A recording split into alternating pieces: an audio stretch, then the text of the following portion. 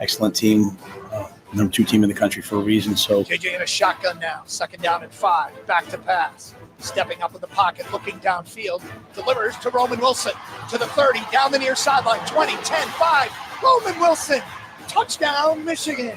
And make sure our team knows that. But that's the goal, is to win the game. Had a bad angle. Went for 35 yards, and Keldrick Moody, welcome to Lincoln, Nebraska. The introduction made by Deshaun Singleton.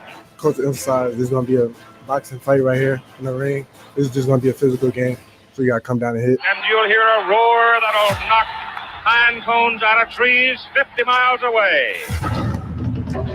Intercepted by Charles Woodson. Spins! Touchdown, Nebraska! Nice kick, got a little wind under it. And they run Howard back over. Look at that. Oh, my goodness. One man. Goodbye. Hello, high school. His 2nd interception on the season. Multiple flags come down on the return, but it's going to be Nebraska football. Here's White. Touchdown. Did he did! Touchdown, Nebraska! Leaping interception by Woodson, who got a foot down somehow inbound. Yes, it's got a chance to be a great college football game. Passing time, steps, throws, pass, caught by Pedoni for 20. He's to the 15, to the 10, to the 5. Touchdown, Nebraska! Mr. Billy. Yeah.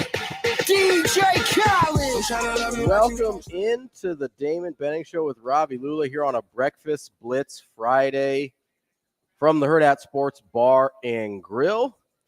We are live on AM 590 ESPN Omaha, ESPN Tri-Cities, YouTube, Twitter, all the places you can find us.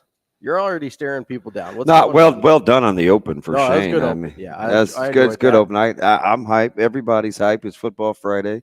I got my little echo, so that's always good. I mean, nothing wrong with a little morning echo just to get a Friday started. But yeah, folks are intense, man. It's this is gonna be a good day. People chomping at the bit a little bit here. Yeah.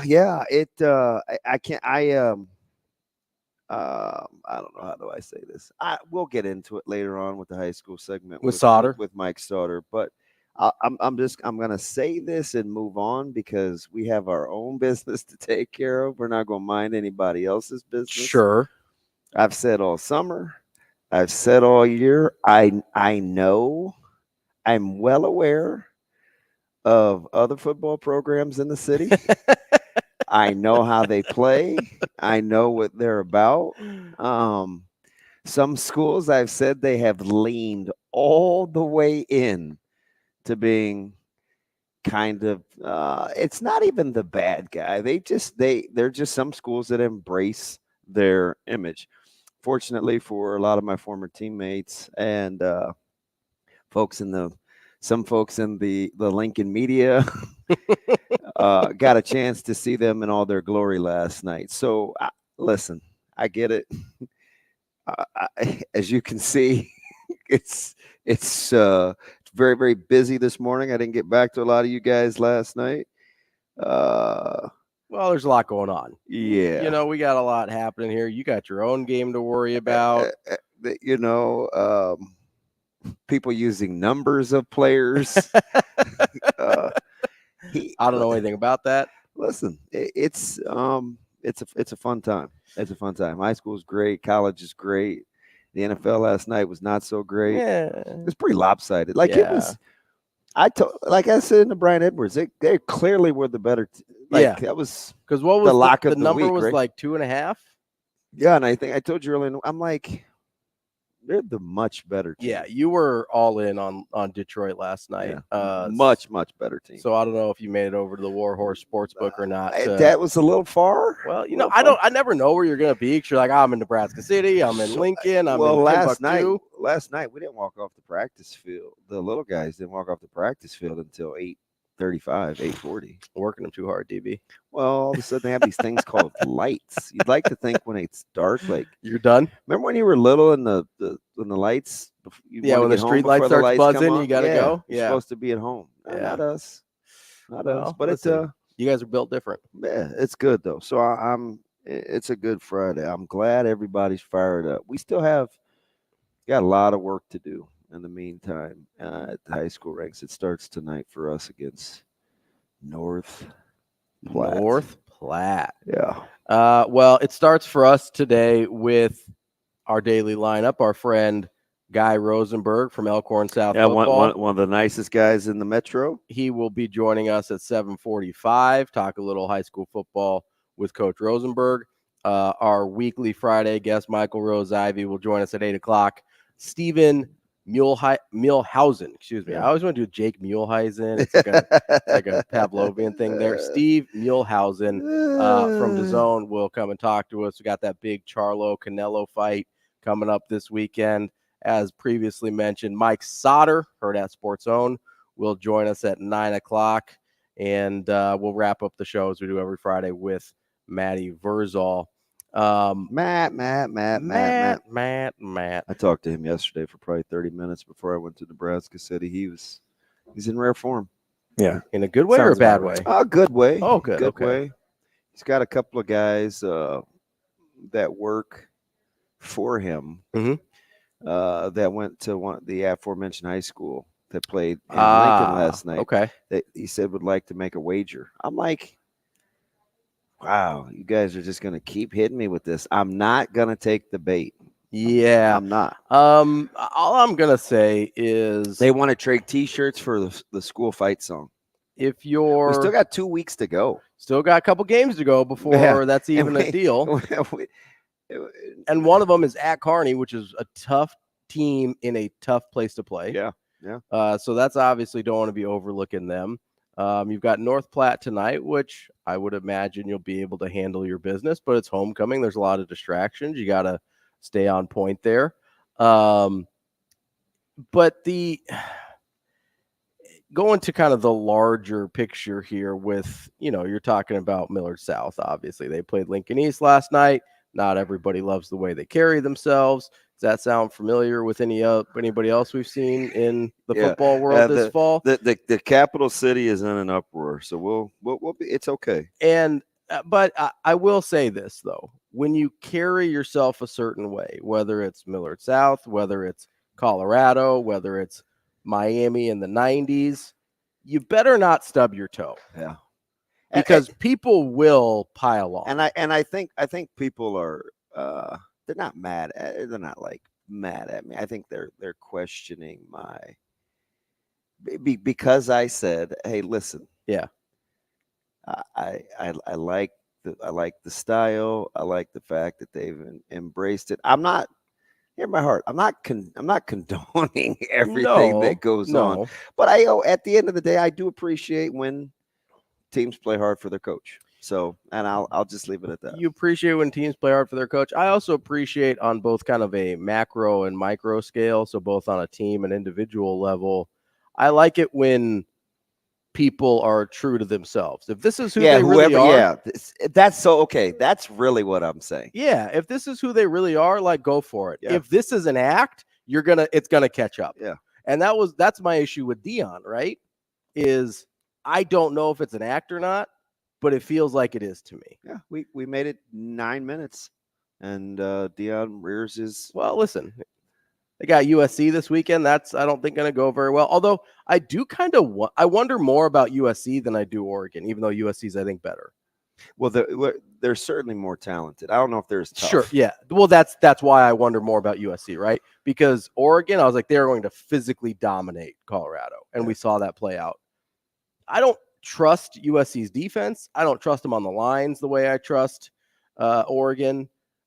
And so, I could see this being much more of a shootout than a straight-up whooping the way we saw against Oregon. I still think USC probably comes out on top because they're more talented top to bottom than Colorado is. But we saw it kind of with TCU. You allow Colorado to stick around, they're going to get real confident in a hurry. Mm-hmm.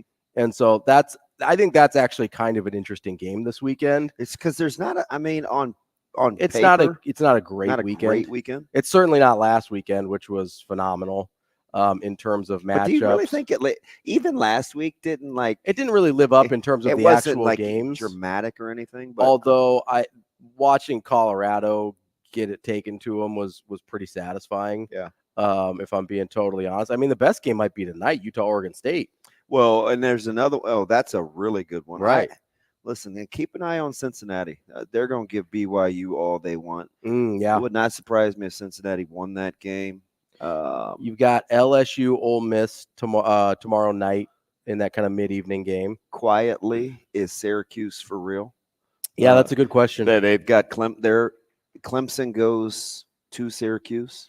And got a chance to talk to Coach Fish. That can kind of derail Clemson even more so this season. Like if they take a third loss in the first 5 games, like there's a panic button there to be hit. Yeah. And I don't know if that means Dabo's in trouble or not, but I think there'd be he's got an awful good defense to be 2-3 after week 5 if that's how it goes. Yeah.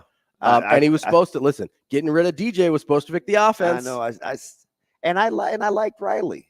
Maybe it's a Klubnik deal. I don't know. Yeah, that's what I mean though. It's like there's too many. He already made the changes last year. Yeah. Right. He made the changes that should have fixed it or was supposed to fix it. And if it doesn't, his seat might get a little warmer. Yeah. And the most surprising line, but I think it's big for a reason. Even though I just was talking to DJ. I was talking to Rizak yesterday about Kansas. I love their offense. I love what they're doing. I like the staff. And Daniels is dynamite. They are catching a monster number. Oh, what is that number? 17. Really? Going to Austin. And they usually play Texas pretty tough. Boy, that's a monster number. Yeah, it is. And that one, I think that's in the 2:30 time slot. So, yeah. I mean, there's kind of some low key. There's not, and at least that one's top 25. Well, and then you also have probably kind of the one I think maybe I'm most interested in, Notre Dame Duke. Yeah. Because we both kind of like Duke. I do. But I also kind of like Notre Dame. Another top 25 matchup. I like their defense. I think Sam Hartman's been really good for them. That's a super interesting game because that's kind of is Duke for real. And I actually learned more about. I said this last week. I think the team that I learned the most about was probably Notre Dame in a loss. Right. And I know that kind of people kind of looked at that sideways, but I think I know squarely who Notre Dame is. I think they find a way to get it done on the road tonight. Although I think points will be hard to come by in that one. Yeah, probably say the first one to 24 maybe. So they've got the over-under at 52, which seems real high. Oh. Because that's what, 28-24?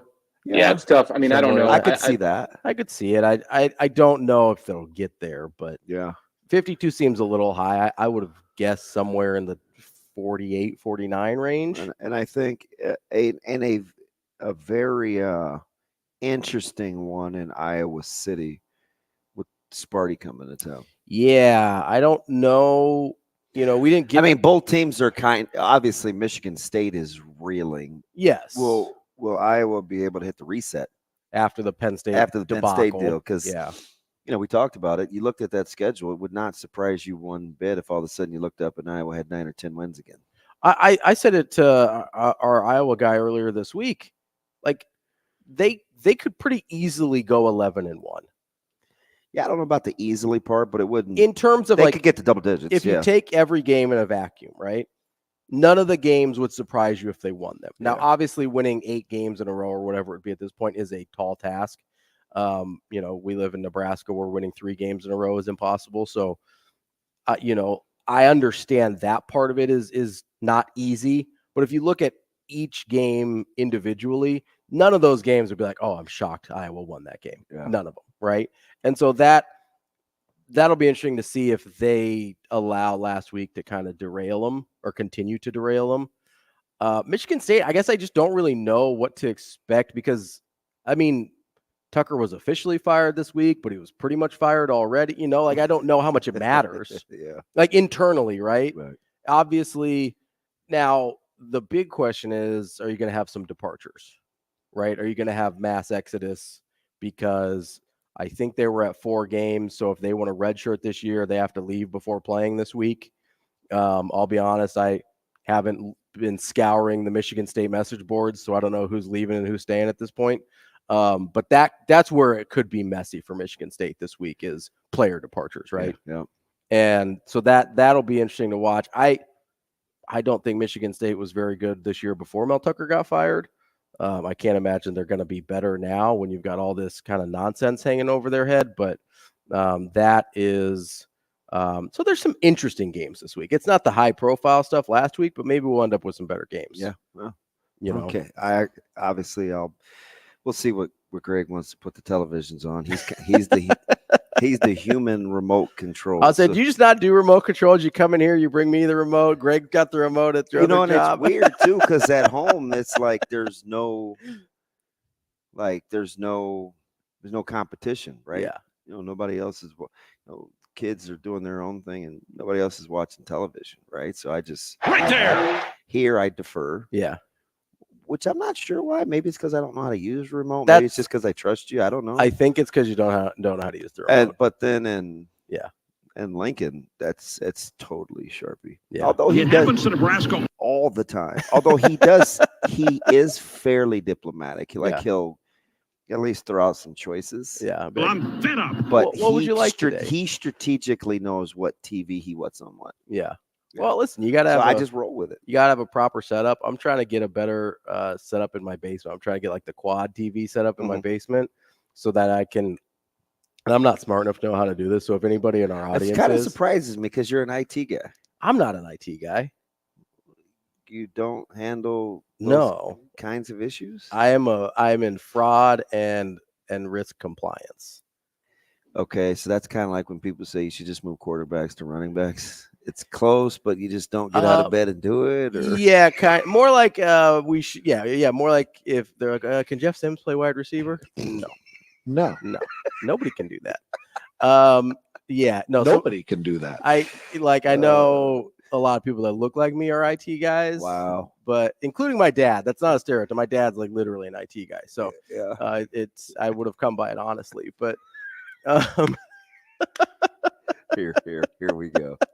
No, it's a different skill set. It's not the. I can't fix if something goes wrong with my computer at work. I have to call somebody and be like, bro, I don't know what's happening here. Okay, all right. I try and make sure nobody's like doing stuff they're not supposed to with money.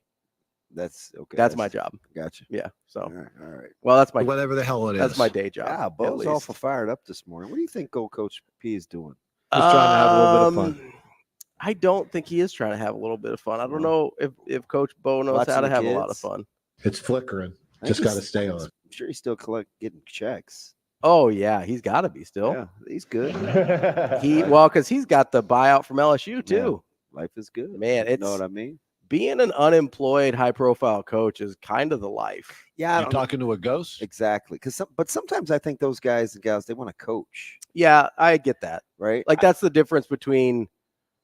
Like you think of it, I think of it from my mindset. I was like, I would love somebody to pay me $5 million not to work, right? I talked to a coach that's not coaching anymore. That still helps me with game plans. Yeah, I get it. It's just what he does. I get it for sure. Well, and I've should have seen his scouting report this week. Dude, it was fire. Well, I've told you before, like he has some Rain Man tendencies. A little bit. Oh yeah. Oh yeah, a little bit of a savant there. So we were having this conversation. So he and I, this former head coach and I were having this conversation a couple of nights ago, and it was stems from the conversation that I was having off air with Coach Queen. Boxing, spilling, how to play this open side to their run game, and what it means for the rest of our unit. Mm-hmm. So we're going back and forth, and we're doing it, and so I ran it by this coach, just on a humbug. He's like, hey, how's game planning going? I said, oh, it's this, that, and the other. And this was probably about 8:30 at night. At 5:15 the next morning, he woke up with a response. And it was like, and I looked and I go, huh? And he goes, yeah, it's not that I expected to get up at 5:15 and have this on my mind. I'm kind of blaming you, but it's just in coaches. Yeah, it's in their DNA. So I don't know. I mean, Coach Rhule didn't have to coach. No, he didn't. No, he could just be chilling. But instead, he definitely he's getting a little grayer trying to figure this thing out for this weekend. Yeah, no, you're definitely right. And all right, what do you guys got? What do you guys got? In terms of the way most coaches are wired, And even me, who didn't like coaching that much, I still help out my guy in Carolina. And so, like, I get it from that standpoint. But there's a part of me that would, I think a part of everybody. It's like, yeah, if you just gave me $5 million a year to not work, like, I could probably find a way to be okay with that. I don't think that'd be the toughest assignment in the world. I'd have to do something. Right. You'd find something to do, but I just don't know what. Probably get that plane in an island, maybe. I'm out on a helicopter, by the way. Yeah, it's a good call. Yeah, I thought you'd come around on it. Too afraid. Yeah, no, I don't. So I know this person whose father was like a Navy pilot, and they don't even like helicopters. They're like, don't do it. It's a terrible idea. Never get in a helicopter. And I was like, okay, sounds good. That sounds like a plan to me. So, but yeah, I'm out on the old shaky thing. Between that and my guy Kobe, like, helicopters are off the list. We're done here. Told you it's a conspiracy. Get into that some other time. That's a summer topic for you to go into the. that's a July topic, DB. We don't need to be bringing up Kobe Bryant conspiracies and hurts my feelings. Get my nuts in September. Yeah, nuts is the word I was gonna say, but that's okay. What? I'm questioning our friendship again. You say that every day, and I never believe you. Shane, I'll huff and I'll puff and I'll blow the house. And then you'll call me on the way home and be like, "What up, dude?" A lot of hot air. I know. I really got to be careful on what I say about that. I'm gonna have to make good on that. I don't think you're going to. Wow. Got Freddie Hoiberg out there giving us a little commentary. Yeah, just excited today. Yeah, he's excited. A lot of Nebraska basketball coaches are excited. Yeah, I'm excited. And Bynum taking an unofficial. Life is good. You like Creighton's team? Oh, I really like Creighton's team. Yeah. Crutch is trying to do big things in Omaha. I hope he figures that out. Are you a team Crutch guy? I don't know him at all, but I'm a team basketball should be good in the state guy. Like, that's in a nutshell. Yeah, I just want everybody to be at least competent and competitive, and I just want basketball to be good in Omaha and in Nebraska. I'm totally with. That's what I want. All right, I'm totally with you. Coming up next, it'll be about breakfast time. Yeah, folks are eating, and we'll be back with more of Benning and Lulla here on Hurrdat Sports Radio.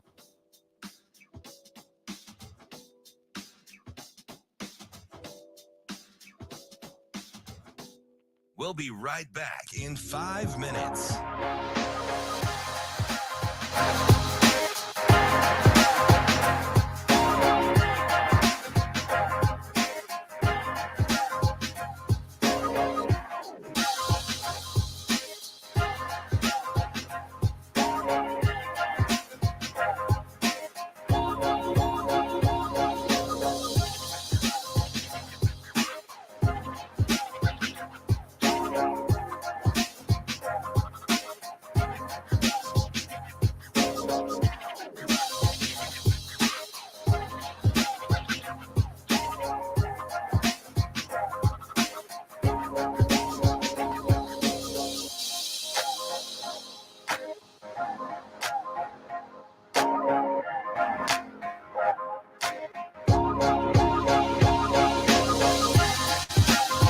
We'll be right back in 4 minutes.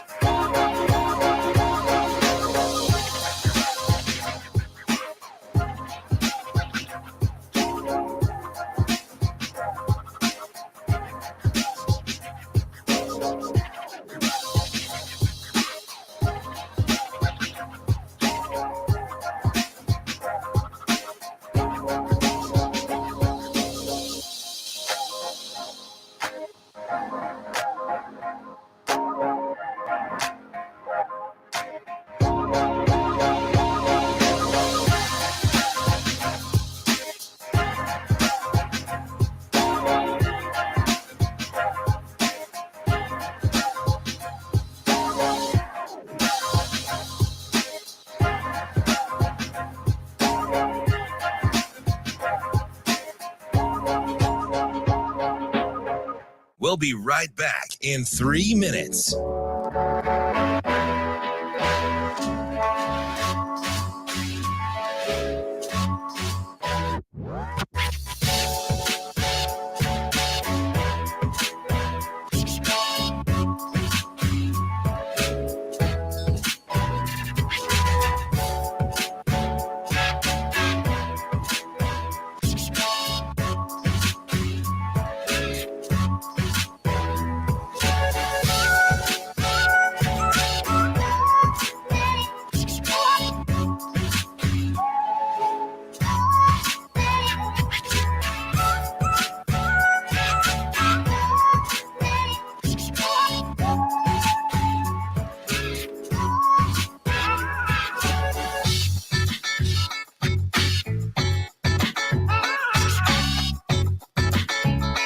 We'll be right back in 2 minutes.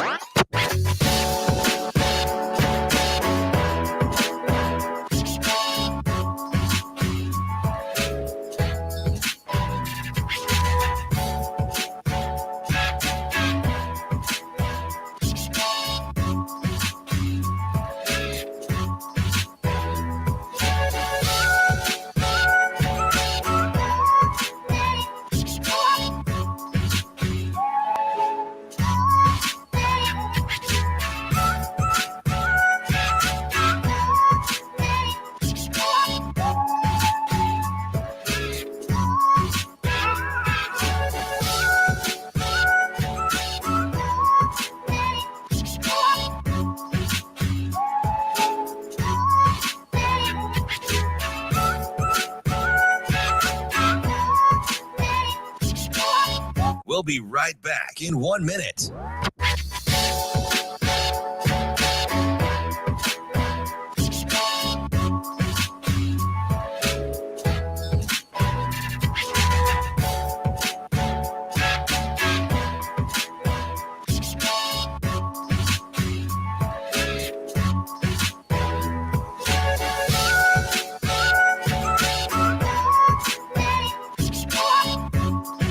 We'll be right back in 30 seconds.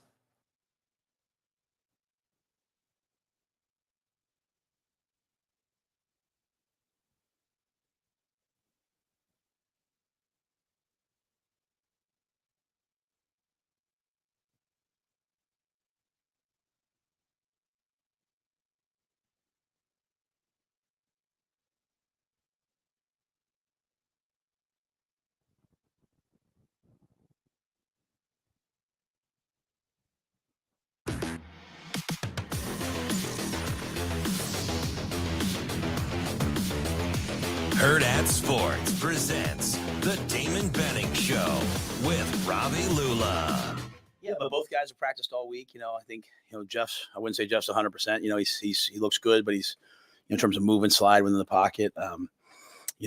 Heinrich, has looked good. How much can he completely open up and all those things? I don't think we'll know till game time, but there's been no restrictions on him. So, they're both trying to get ready to practice tomorrow, and we'll be ready to probably use either one of them or both of them, and as needed. Hey, whoa. That's about as much insight as we've gotten. For about the quarterback position? Yeah, he was pretty straightforward. No, he really has. Welcome back to the Damon Benning Show with Ravi Lulla here on Hurrdat Sports Radio, AM 590, ESPN Omaha, ESPN Tri-Cities. It was – I feel like I know less than I ever have about the quarterback position, but he's told us the most that he has. Yeah. Which is kind of an ironic place to be in. Don't worry, guys. DB's gonna be a little distracted this segment because his kiddo just walked in. I'm good. But yeah, so I really, do you have any sort of feel on what you think they're gonna do? No, I think both guys will play. I kind of do too now. Well, and I've kind of go ahead. Well, so when you hear, okay, Harburg might have a little trouble opening up a little bit, does he just mean like getting to top speed, or what does he mean when he says that? Well, I think that's exactly what he means. And so I felt like the one hit that I thought was kind of went understated was they got in the gun. They were inside like the 12-yard line. And he got slammed to the turf. Yeah. Yeah, pulled down from the side. I felt like his head hit the turf and his shoulder. But then I kind of watched him walk around after before he was trying to get loose after the rain delay. And his gait was just okay. Well, and that's kind of what Rhule said, is they thought maybe it was a cramp or something. Yeah. So it seems like it's a lower leg issue, whatever. And it could have been a deal like when he got pulled over, right? It kind of split and was snapped down. Yeah. And your body, like he literally was. Some people can't even touch their toes. I mean, obviously in football, you're probably in most better likely shape than that. But it's almost like his head, the top of his head, touched the turf when his feet were still flat on the floor. Yeah, like your body. I mean, the whole downward facing dog thing that's a yoga term. Yeah, right? it is. Your body just doesn't naturally do that like on a whim. So I don't know, especially when forcibly put in that position. But here's the other thing that I think though. I think, and I was having this conversation in Nebraska City yesterday when I said, there's this thing about this conversation on the floor and the ceiling, and we're not sure how far apart it really is or isn't now. But I think at the end of the day, the coaches would like to still know in the process, what are we capable of? Yeah. And I just don't think they feel like they have all their answers. So I would agree with that. If you make a move completely and you play it one way, you're still kind of left wondering what could be. I just don't think they want that. Yeah, you don't want to force the hand, yes. right? You're not playing like 8-6 offsuit, but you're curious, right? Well, you've got you're looking at it, you're like, oh, maybe I've got a flush draw here. Let's play this thing out a little bit. I'd like to at least see a turn card. Yeah, it's like, let me maybe I don't make it to the river, but let me see the flop at least. No, I get that for sure. And I have not advocated, I've not meant to at least advocated for choosing one guy over the other at this point. I like that they seem to have options at least now. Now, are either of those options great? Probably not. Is one of them good enough? Are they both good enough? That's the real question here, right? And so that's where it worries me if Heinrich Haarberg isn't 100%, which he was a full participant, so we really have no indication that he's not 100%. But if he's not 100%, and that takes his best attribute in terms of running the football somewhat out of the equation, or at least limits him in that area, then I'm less comfortable with him trying to throw the ball 20 times a game. Yeah. Is that weird, even though we haven't seen him throw 3 interceptions? Like no, because it's just funny because last week, I mean, you said it, right? Like on Monday, you're like, we were trying to predict carries versus number of snaps. I would love them to only throw the ball like 12 times a game. Yeah, see that? You're not beating anybody like that. That's not entirely true. But you're not on the remainder of the schedule. Yeah, you can. The Big Ten West, you can beat some of those teams doing that. 12 times a game? Nobody's that bad. 12 to 15. We just saw Northwestern score 21 in the fourth quarter against Minnesota, and we lost to Minnesota. Yeah, but they turned the ball over like 4 times. Okay, well, I don't need any buts. Nuance like or context? Yeah. No context. We got jokes today on a Friday. Yes, nuances and context matter. But let's not make blanket statements like we haven't watched real sports. I understand. Football does some funny things. You can't average 12 passes a game and be making any sort of serious. Can I sell you on 14? Like, what's the lowest number that you think you can actually win? Like, that's a legit. What's the lowest? I don't want to be boxed in within like 2 or 3 passes. I'm telling you, 12 isn't enough. They won't be good. Here's the thing, man. You understand the evolution of watching game tape, right? So right now, Michigan has a lot more game tape than they did a week ago. Sure. Which means in their preparation, they get Nebraska's some more tendencies. Don't think you can beat Michigan like that. I think there are teams in the Big Ten West you can beat like that. Okay. And maybe 12 is low, but I want it. I understood the point though. I want it. You don't want him 20. throwing it around the arc because you don't trust it. Yeah, I want it under 20 for sure. Okay, I think they're gonna see. That's the part that's gonna be interesting. Yeah, because how much is enough to get by, even though in the long haul it's not good for you. Like, just ask yourself, what would you be willing to get by with? What would you be willing to get by with in life, knowing it's only going to get you by in the short term? It's not who you ultimately want to be. How much would you compromise yourself? I mean, that's a question I think you can ask. It's a day-to-day thing, right? Right. Yeah. What am I willing to put up with, even though this isn't what I believe? Well, and I mean, that's what you're asking them to do. No, but to be totally fair, I think a lot of people do that every day with jobs they don't like very much. Like, a lot of people do that every day. Yeah, but here's the beautiful thing when you're coaching. Yeah.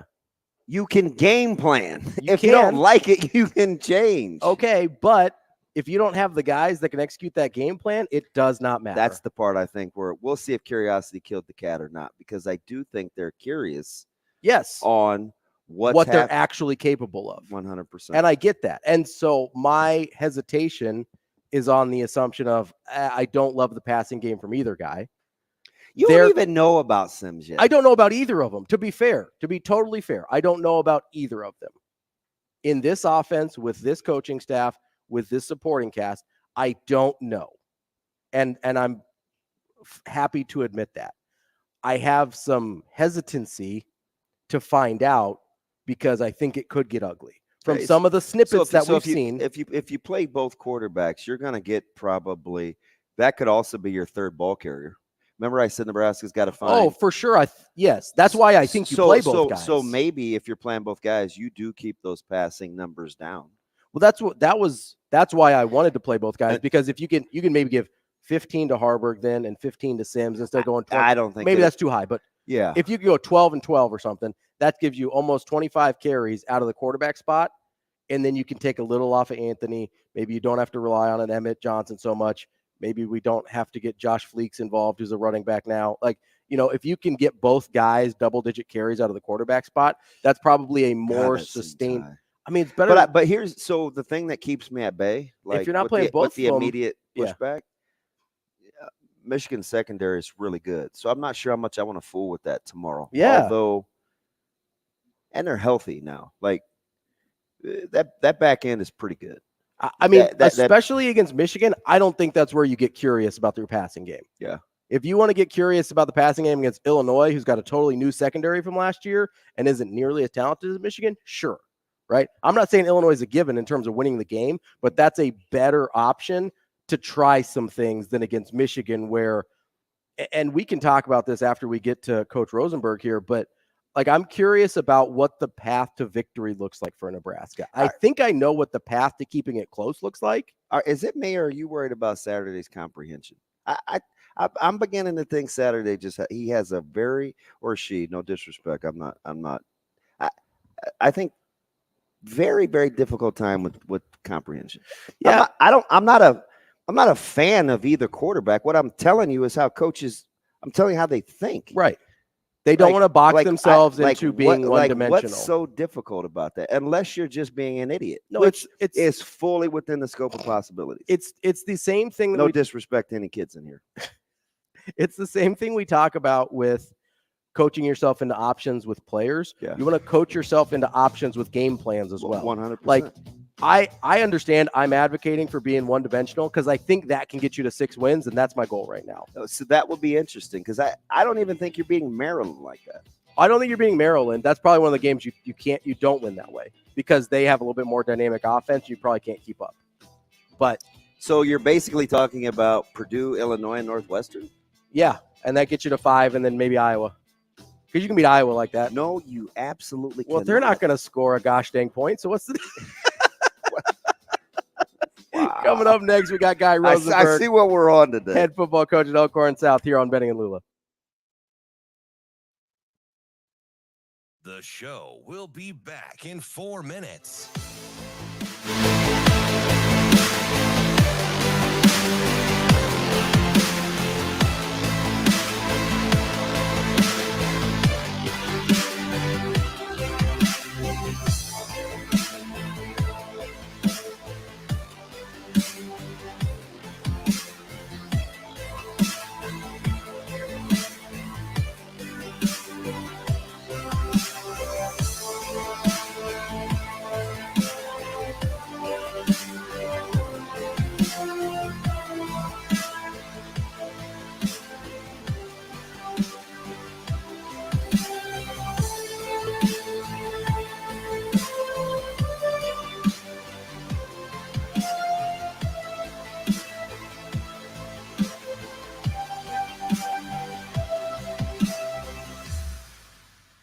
The show will be back in 3 minutes.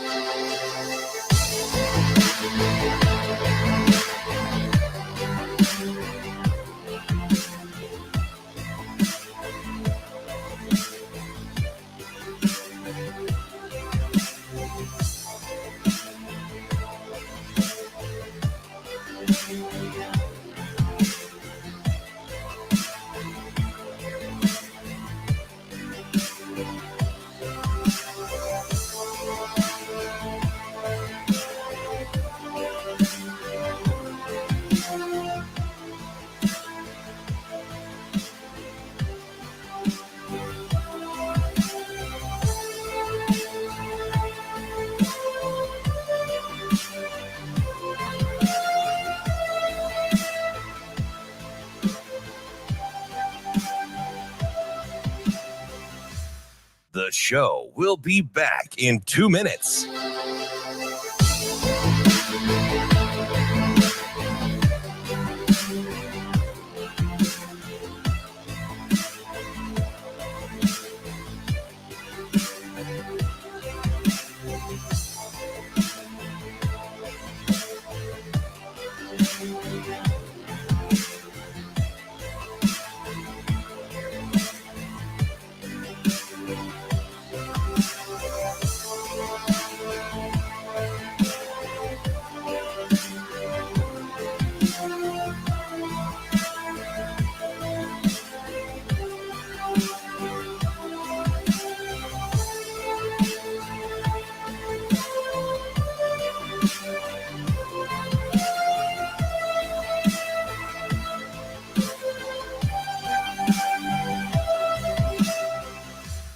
The show will be back in 1 minute.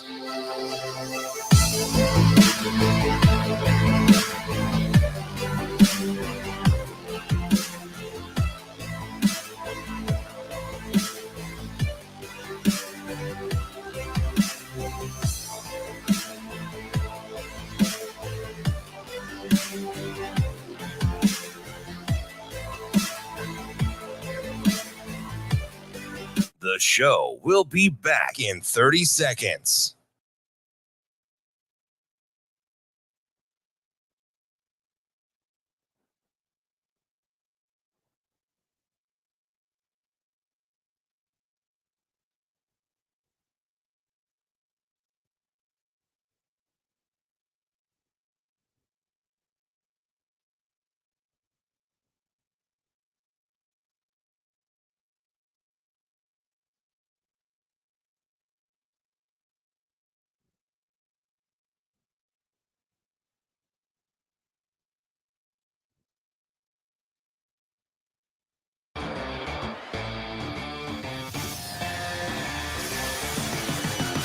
Hurrdat Sports presents the Damon Benning Show with Ravi Lulla.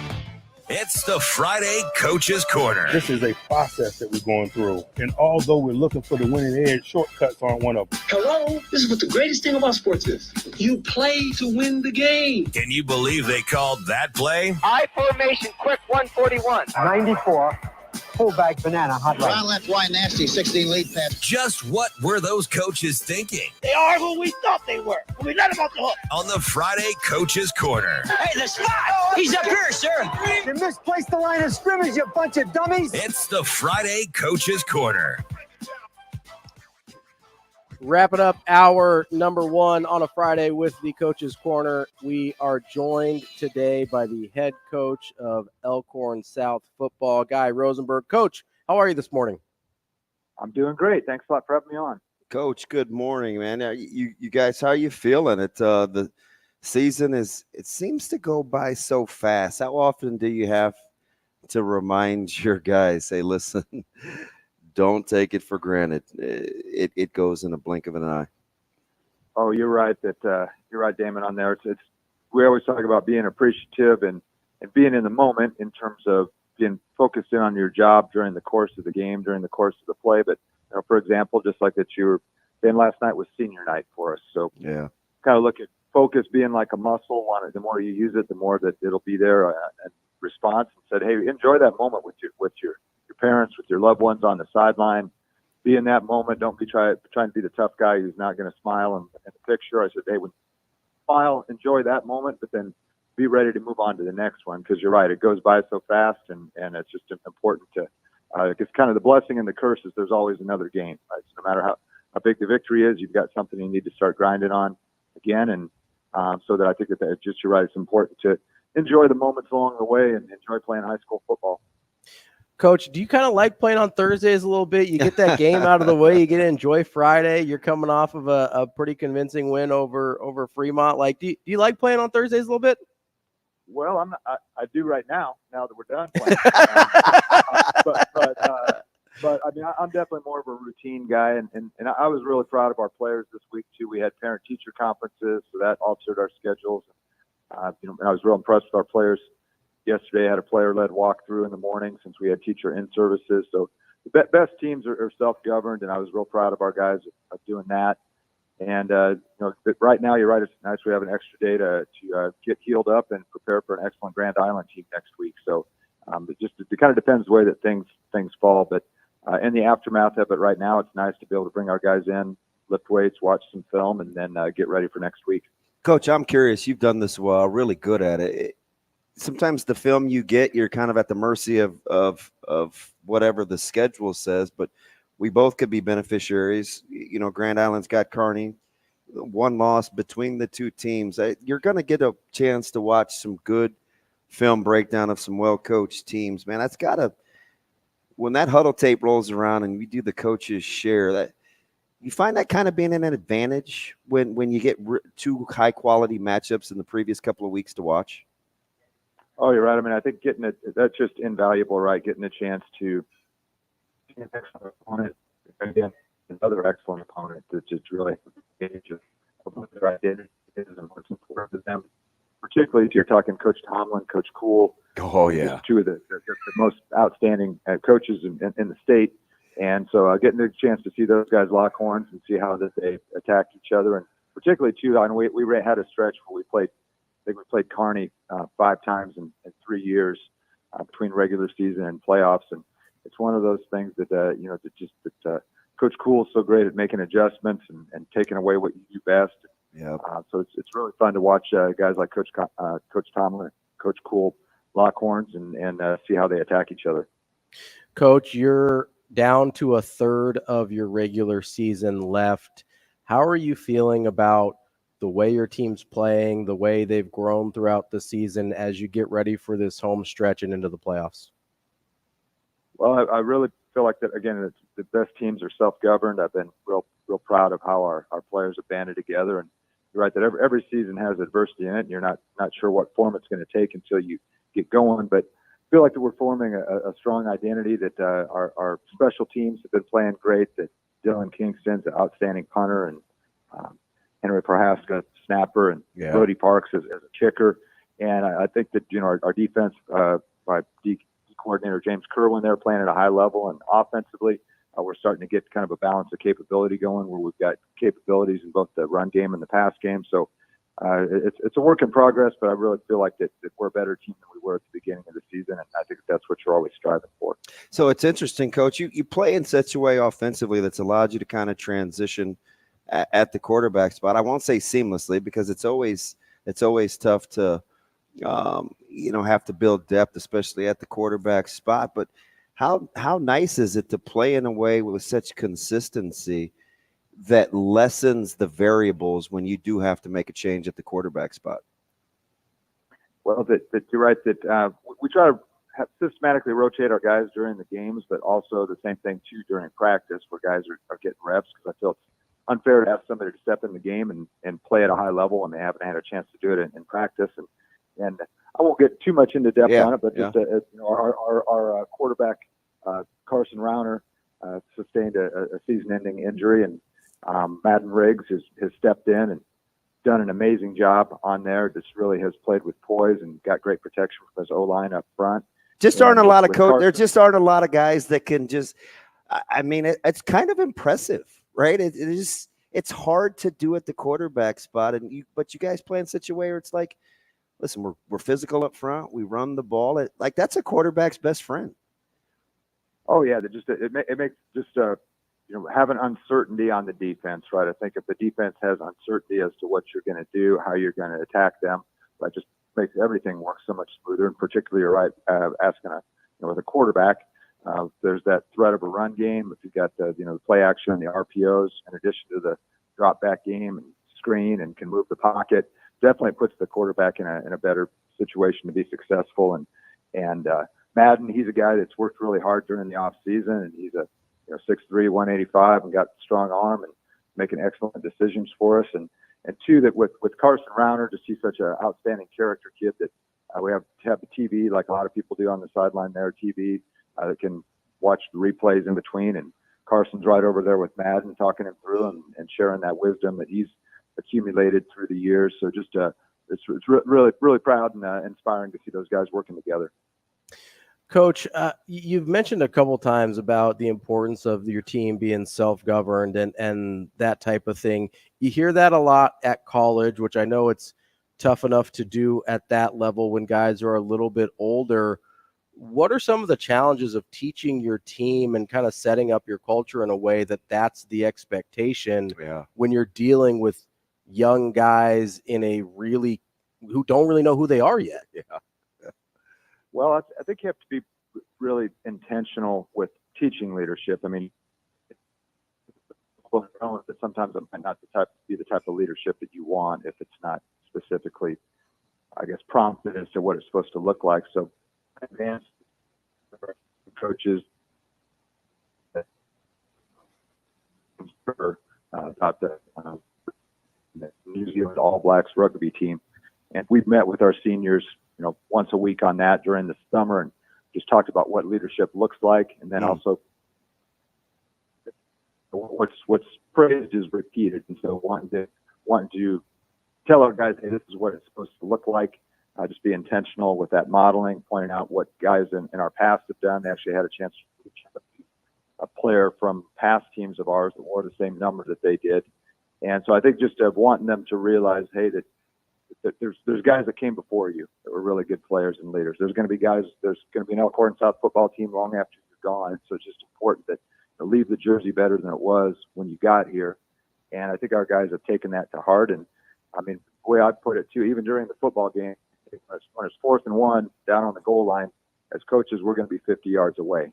That we're not going to be able to be in their ear and have to take care of business. And so I think it's the same thing too. Hey, when it's Friday night after the game, we're not around. Those guys are going to have to govern themselves. And same thing of just walking the halls at school. So I think that just having that paradigm for success in their lives in general, that just again, and we've got just exceptional kids with great parents that did a good job with them, and I think that just really transfers over to the football field on Friday. Yeah, Coach. As you know, I've been a fan for a long time, and I remember there was this time I used to wonder. I'm like, gosh, how does he discipline his guys? He's such a gentle spirit and very soft spoken, and leadership comes in a lot of forms. But you built your staff like that too. You used the word paradigm. It's definitely intentional that you want to be working with people that are exemplary of the culture that you want as the head man as well, right? Right. I think which is real important with our staff that everybody's all rowing the same direction. If there's never a offense, defense, special team split, I think that our players can tell that, hey, that our coaches all get along and we all believe in the same things. And that's not only at our varsity staff, but, Jeff Hunter, our freshman coach, our freshman staff, and just at all levels, I think we have that alignment of what we believe in and what it's supposed to look like. And I think, too, that also I think the players, they adjust with things. That so on the occasions where I do raise my voice and get on people, I've got their attention pretty good, I think, on that. So I think it's one of those things that if somebody's yelling all the time, eventually that just becomes the norm and it gets tuned out. So I think that if it's one of those things where you got somebody that's usually just talking in an even keel and all of a sudden is lightening up a little bit, they realize, hey, we better get this fixed. So, Class act, Coach. I appreciate the time. Well, thank you very much for having me on. Have a great rest of the day. That's Coach Guy Rosenberg, Elkhorn South football. Really good stuff from him there. Appreciate his time, as we do all the coaches that join us on the Coach's Corner. Coming up next, we'll have Michael Rose-Ivey. We'll start getting into Nebraska and Michigan a little bit. Hour number 2 of Bang and Lula coming up next.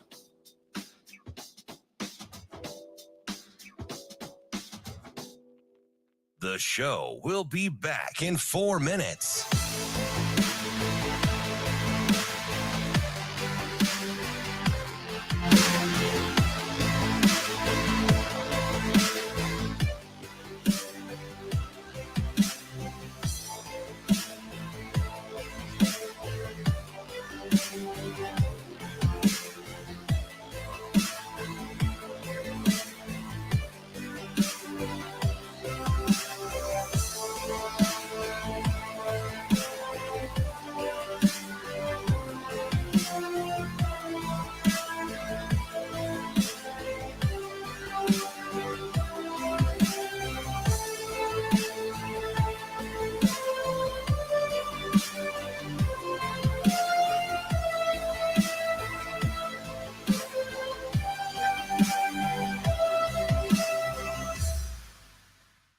The show will be back in 3 minutes.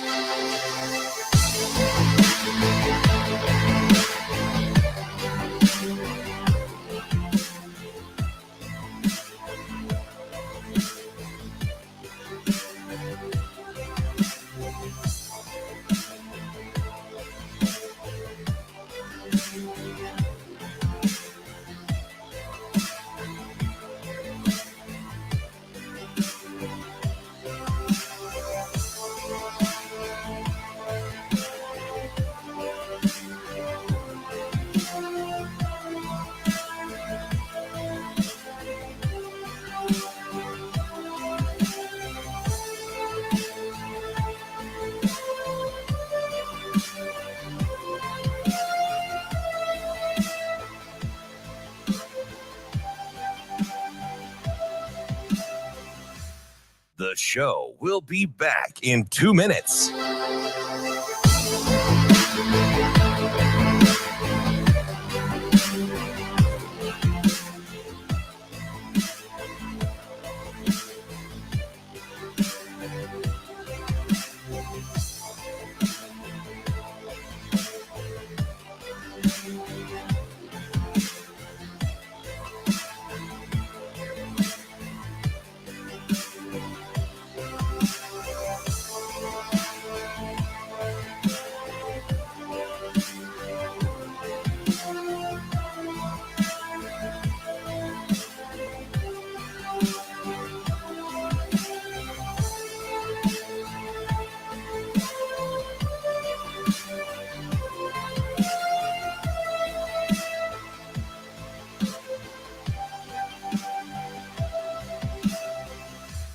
The show will be back in 1 minute.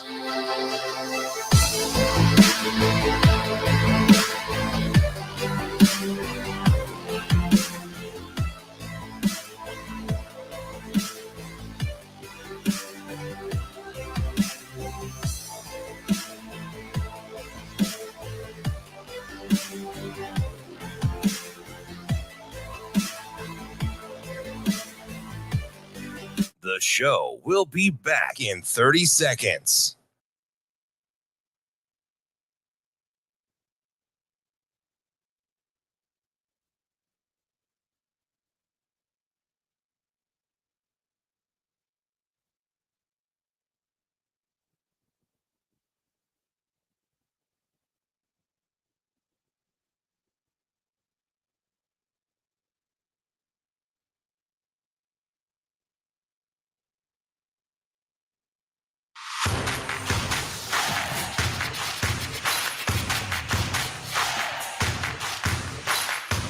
Hurrdat Sports presents the Damon Benning Show with Ravi Lulla.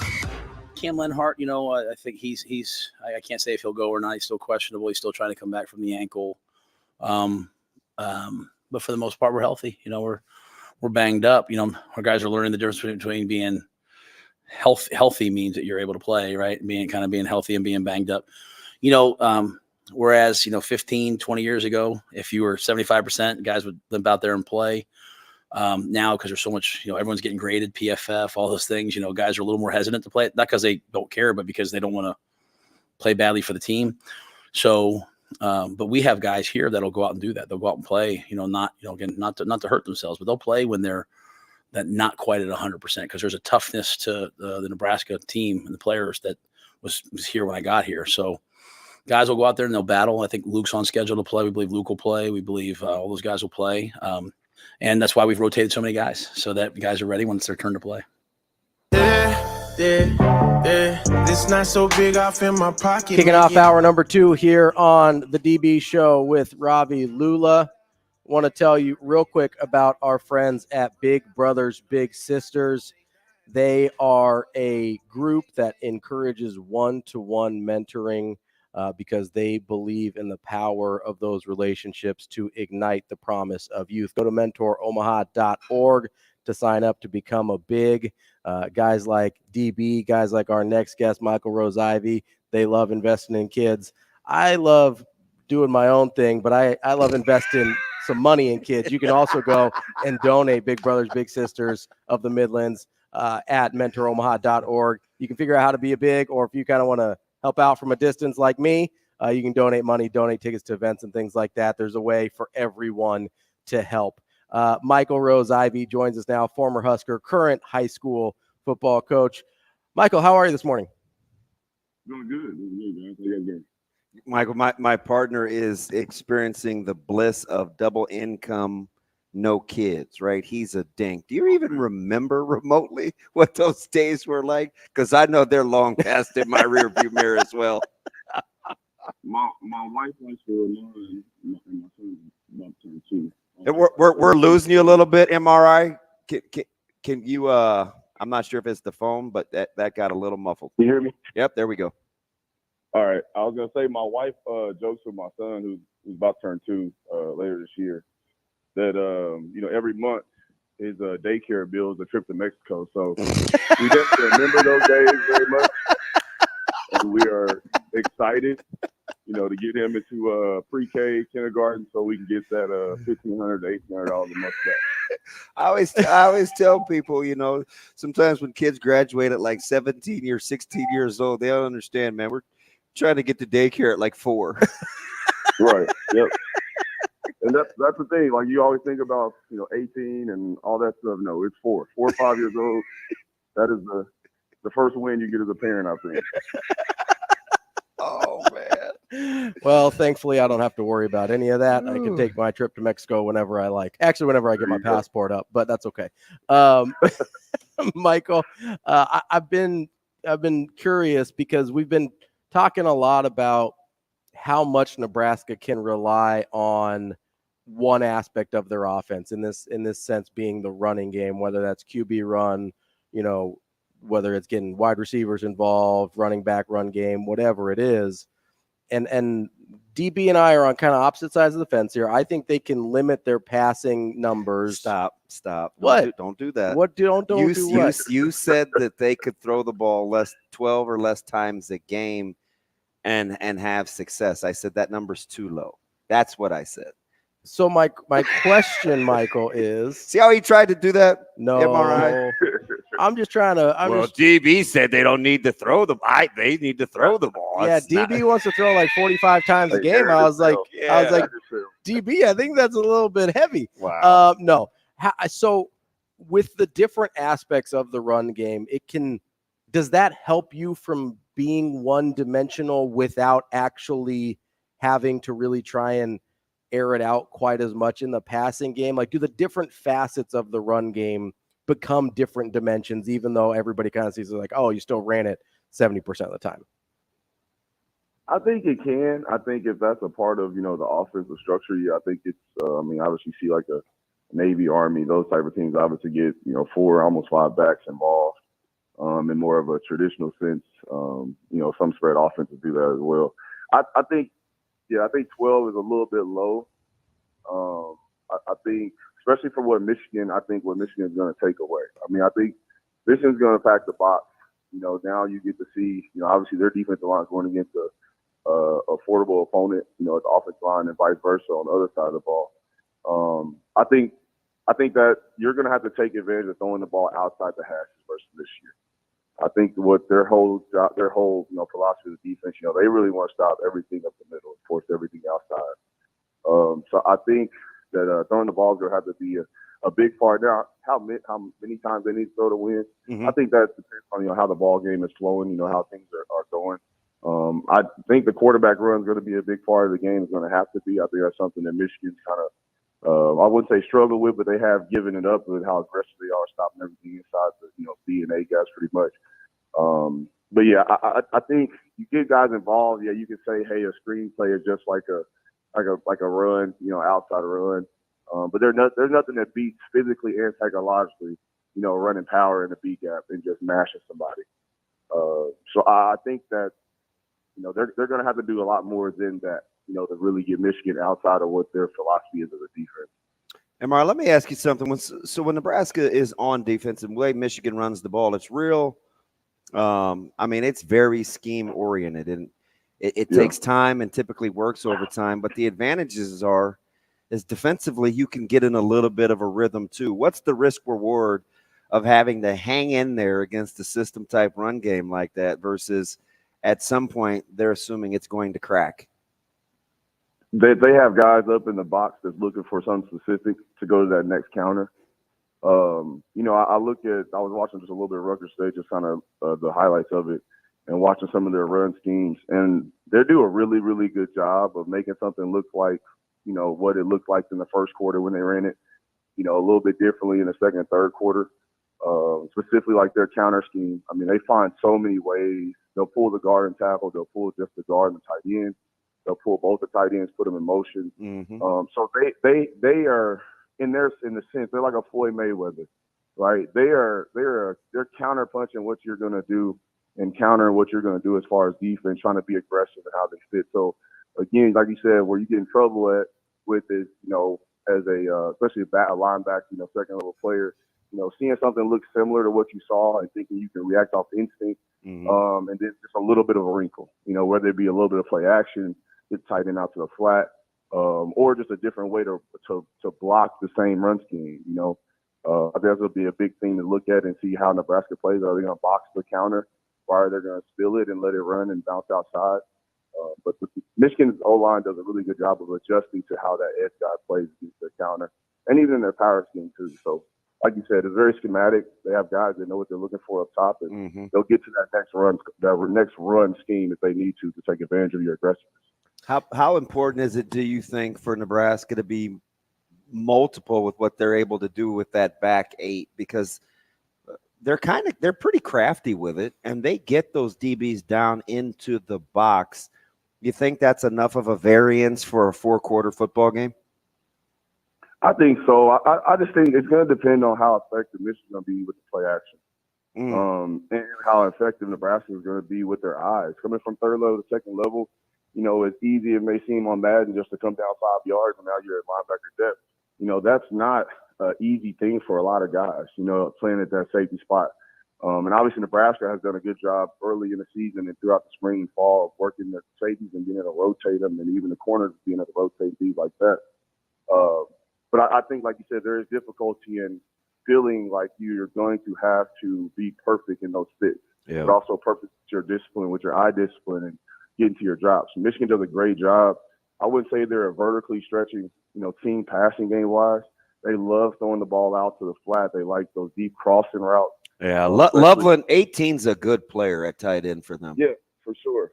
The route I would look for Nebraska is that same route concept that Colorado ran against them in their cover 3.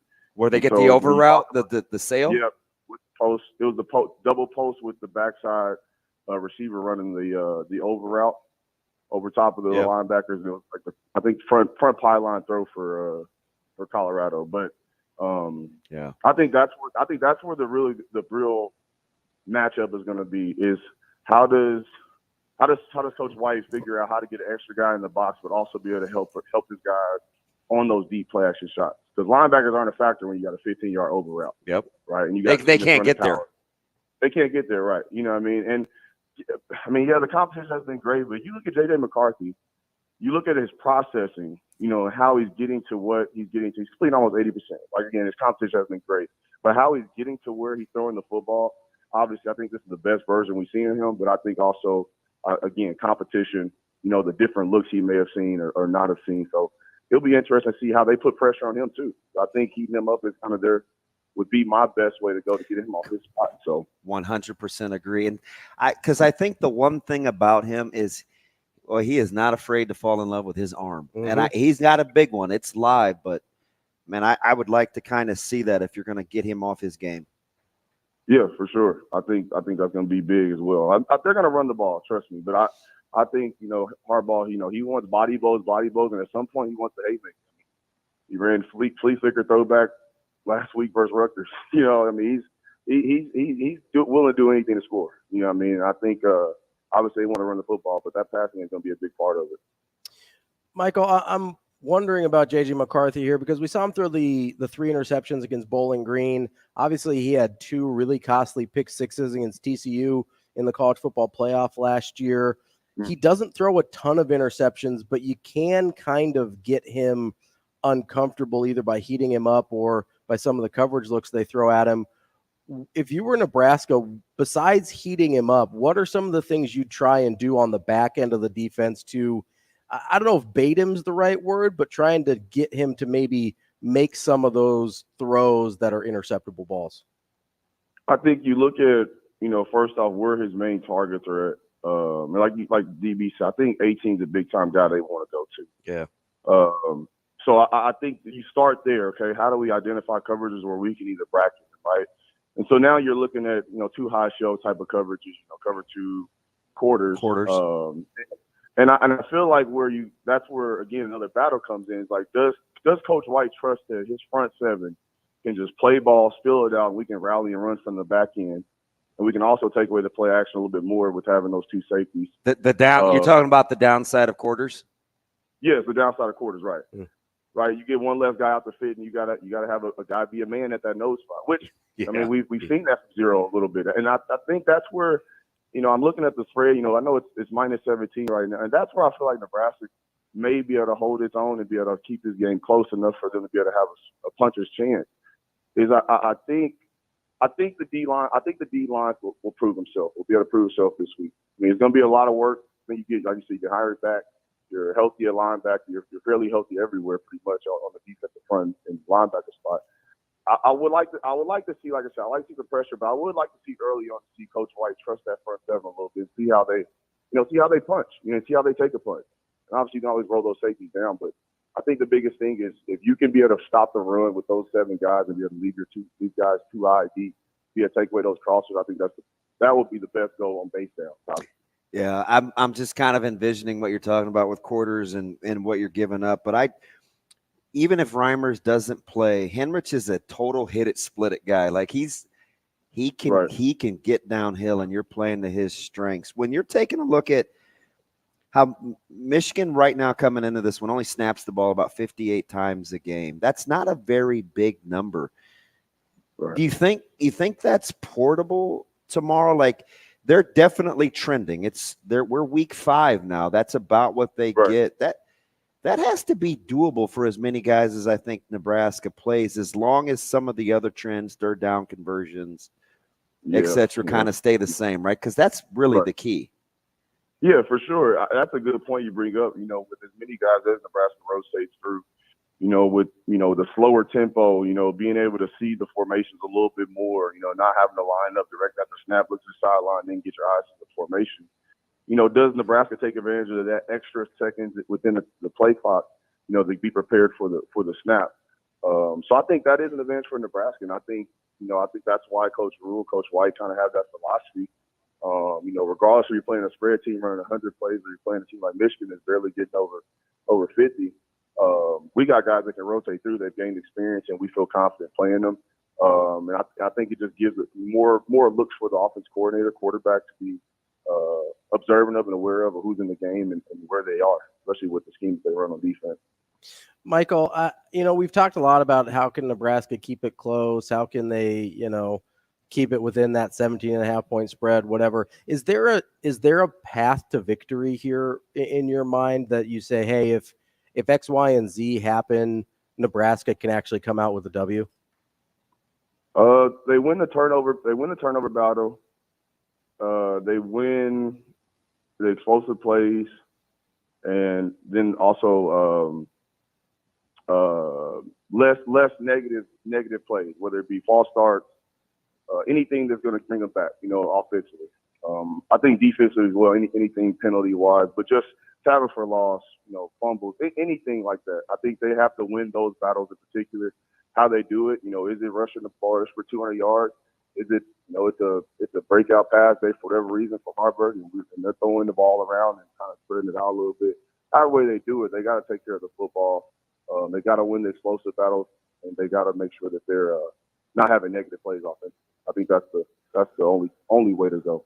So let me ask you. And this is kind of similar to early on, but let me get you out of here on this, MRI. So if we're playing defense, do you like the fact that you're going to see the same thing repetitively, or do you feel like there's a certain disadvantage to that, knowing that they do it all the time too, and they're looking for the moment of when you eventually crack, right? Because there's a lot of repetition with what Michigan does. And I'm thinking to myself, oh, that's fun. But then I'm thinking back to our own game plan tonight, right? We're going to see a team runs quick, runs veer.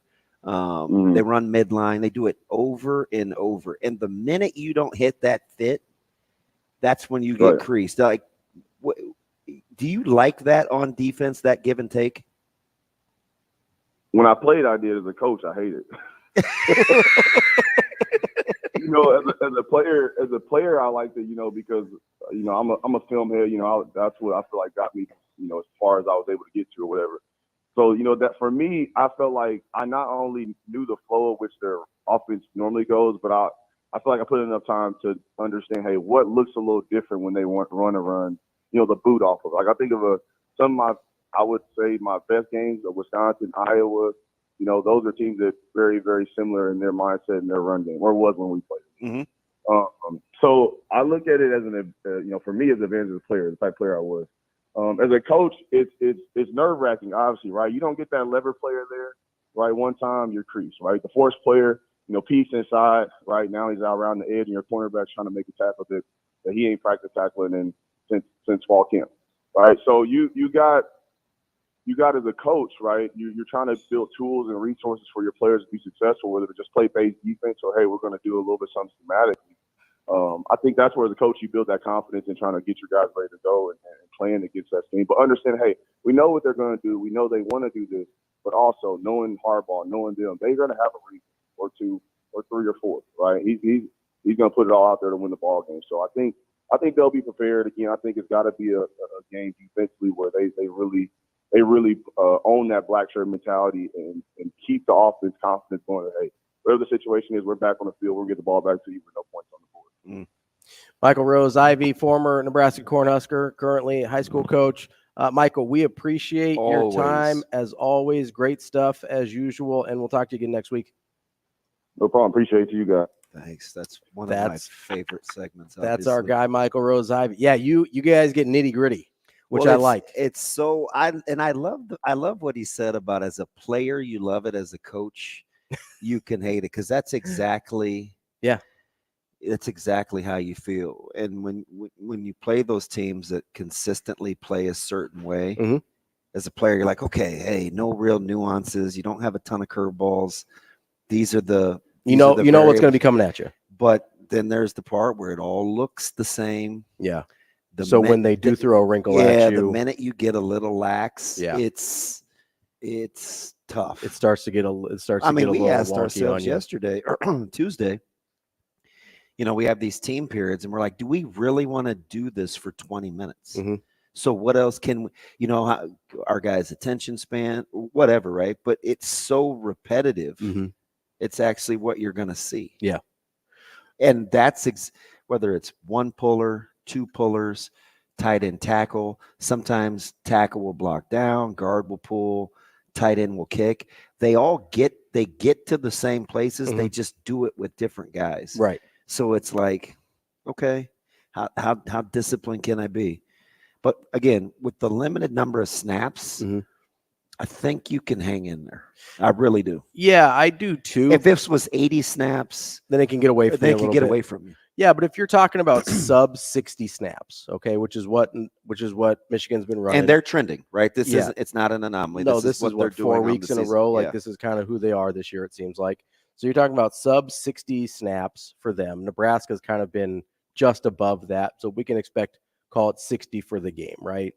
It's pretty hard unless you've got the self-destructive, self-imposed, errors that we've seen sometimes. It's pretty hard to pull away from a team in that number of snaps, right? In a big way, right? It might end up being, 28-10, something like that, but it's really hard to turn it into a 49-7 when you're only dealing with 60 snaps for an entire game. So that, to me, that's part of the reason I think, I keep making this argument for a really limited number of pass plays, but when you're only running 60, you're only running 60 plays a game, you probably want to run at least 40 of them, maybe 45. Yeah. And listen, Nebraska hasn't had 70 snaps in a game in at all this year, right? And I think you're going back to game 8 or 9 of last year. Yeah. I mean, so it's been a minute. It has been. So the styles sort of complement each other. Both teams are sort of trying to accomplish the same thing stylistically. Obviously, Michigan has more talent and they're more established at it. Mm-hmm.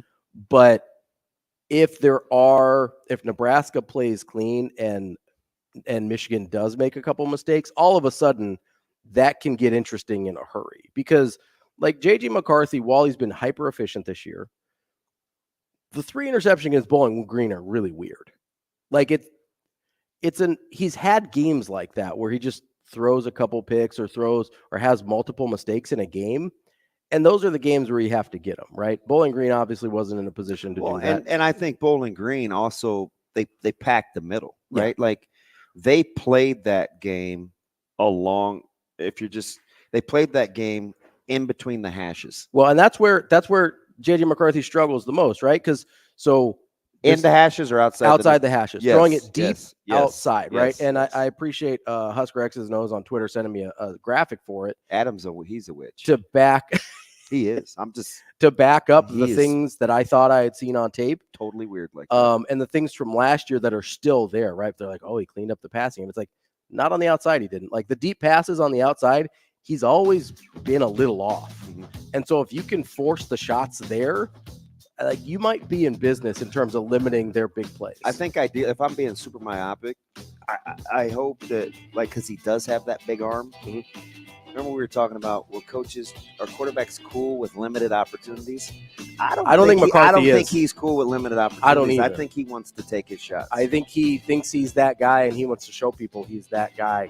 Fine Roman Wilson, fine 82, yep, fine 18. So we'll get more into this. I've got some questions about Nebraska's passing game for DB coming up next here on Benning and Lulla. We'll be right back in 5 minutes.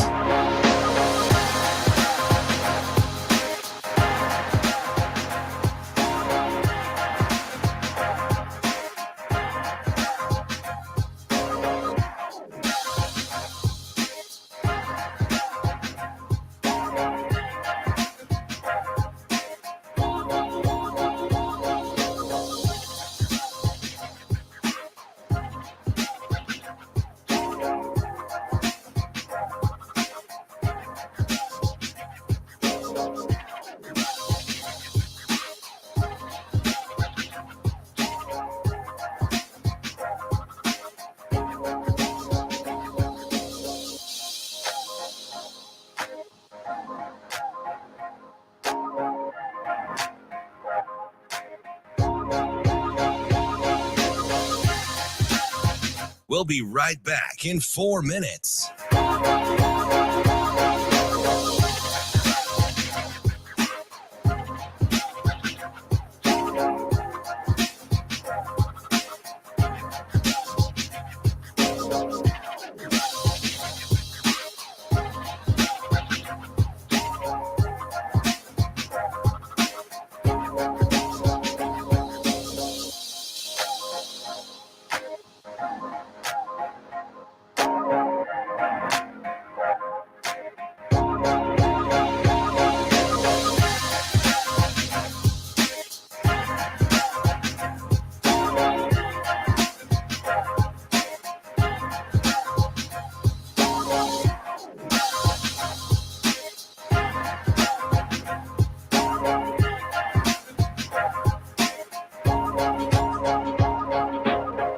We'll be right back in 3 minutes.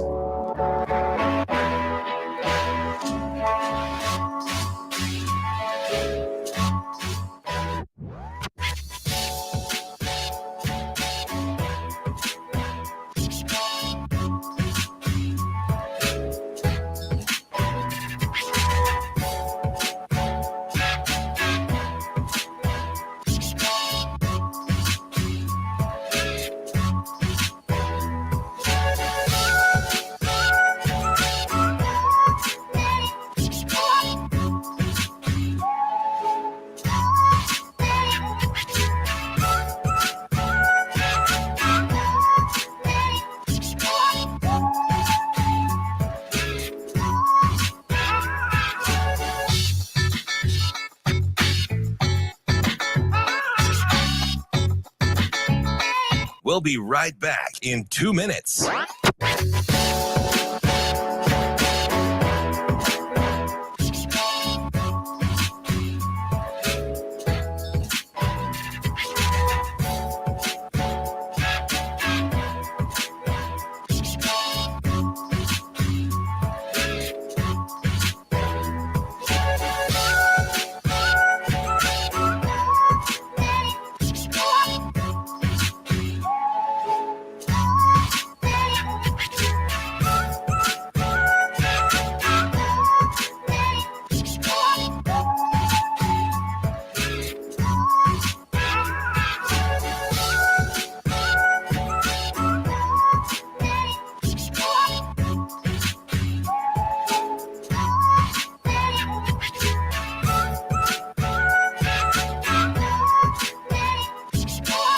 We'll be right back in 1 minute.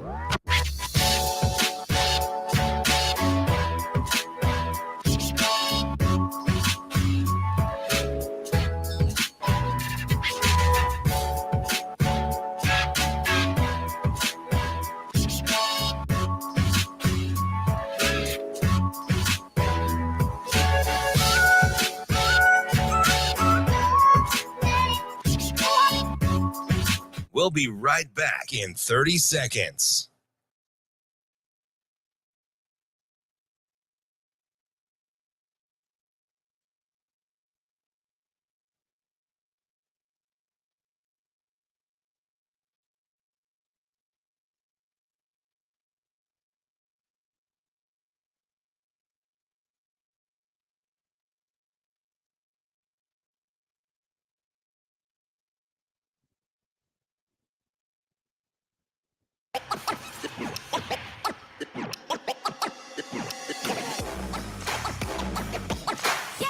Hurrdat Sports presents the Damon Benning Show with Ravi Lulla.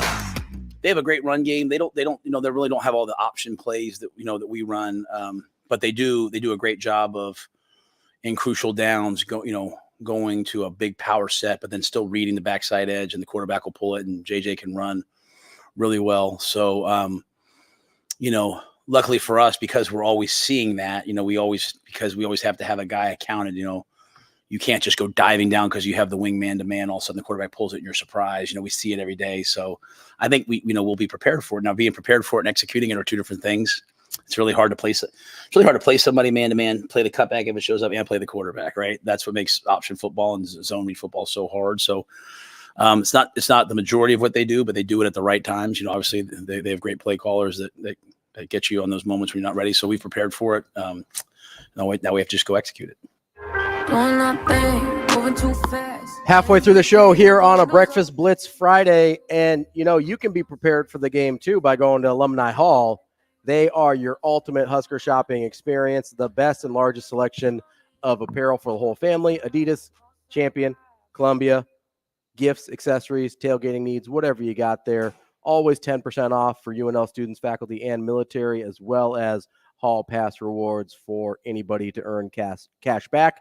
They got 2 Lincoln locations, P Street downtown or South Point Pavilion, or anytime at alumnihall.com. Alumni Hall, where Husker fans shop.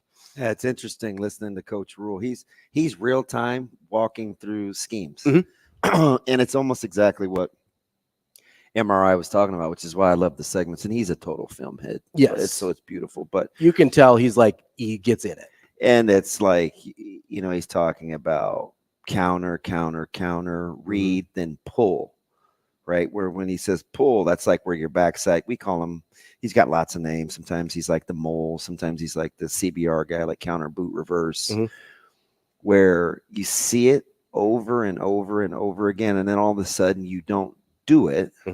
And that's when it gets you. Right. And that's what he's talking about. So we heard Michael Rose-Ivey say, oh yeah, they've got guys upstairs that are looking for those few little breakdowns, like indicators, right? Yeah. And then you get the play calls in, and you heard Coach Rhule almost say the exact same thing, right? That's where the guys in the box, when you run such a system offense, because all offenses are a system, but their run game is one of those in which the more you do it, probably the better you are at it, which is why I think Donovan Edwards just kind of struggled a little bit just because he's not the main. And he's kind of an improv guy. Sure. Right? Okay. It's hard to teach young guys to trust the integrity of the play. So like Anthony Grant last year. Right. Kind of too much improv. Yeah. Right. Didn't trust the hole, didn't trust the way the play was set up, where his spot was supposed to be to hit the hole, wanted to bounce everything Sometimes outside. you just have to kind of do it again and again and again, and then you can get, who's really good at that? Who's that? Amon Green. Okay.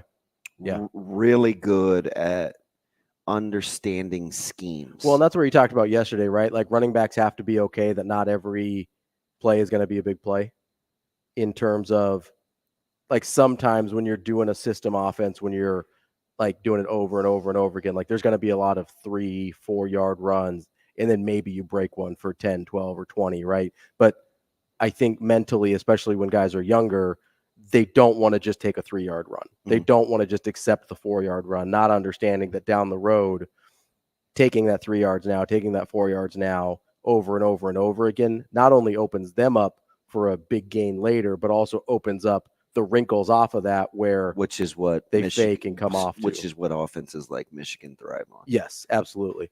We've got some phone calls on the Warhorse Sportsbook hotline. Brett, we've got some has got some high school football takes from Brett. What's going on, man? Hey, good morning, fellas. Oh, hey, what's Damon. up, B? How are you? Hey, hopefully that 20 minutes of, our offense puts your guys to sleep and that carries over so you don't beat us by 100 tonight. You're the exact offense we're talking about, right? It's like that's totally what North Platte does. Well, what's great is the compliments, the play action pass, the counters are endless, and so it's really hard based off like a base 6-7 plays to really scheme, because you don't know what kind of counter they run because they're always set up even in a 2x2. Yep. But you guys were talking about high school football, high school recruiting yesterday, and just want to piggyback and comment on that. So rankings are tough, and like you guys talked about the offers. I think we've moved in such a day of age where we as in parents with kids pay to go get evaluated, and then those numbers are like a shiny toy that people look at and say, oh, wow, this guy's really, really good. Let's go look at him. And you get an offer. And we kind of get away from Ravi, you made a good point about Rizek. Hey, I've seen this guy in person. Watch him play. Don't look at the numbers. Don't look at the measurables. Baseball is a great example. It's all about feel and sound.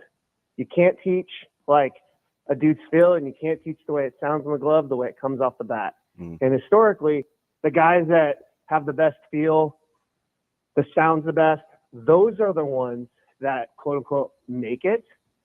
I think the eye test goes a long way in football. You talked about a lot, Damon, on your previous show. Now you have another kid going through the traveling circuit.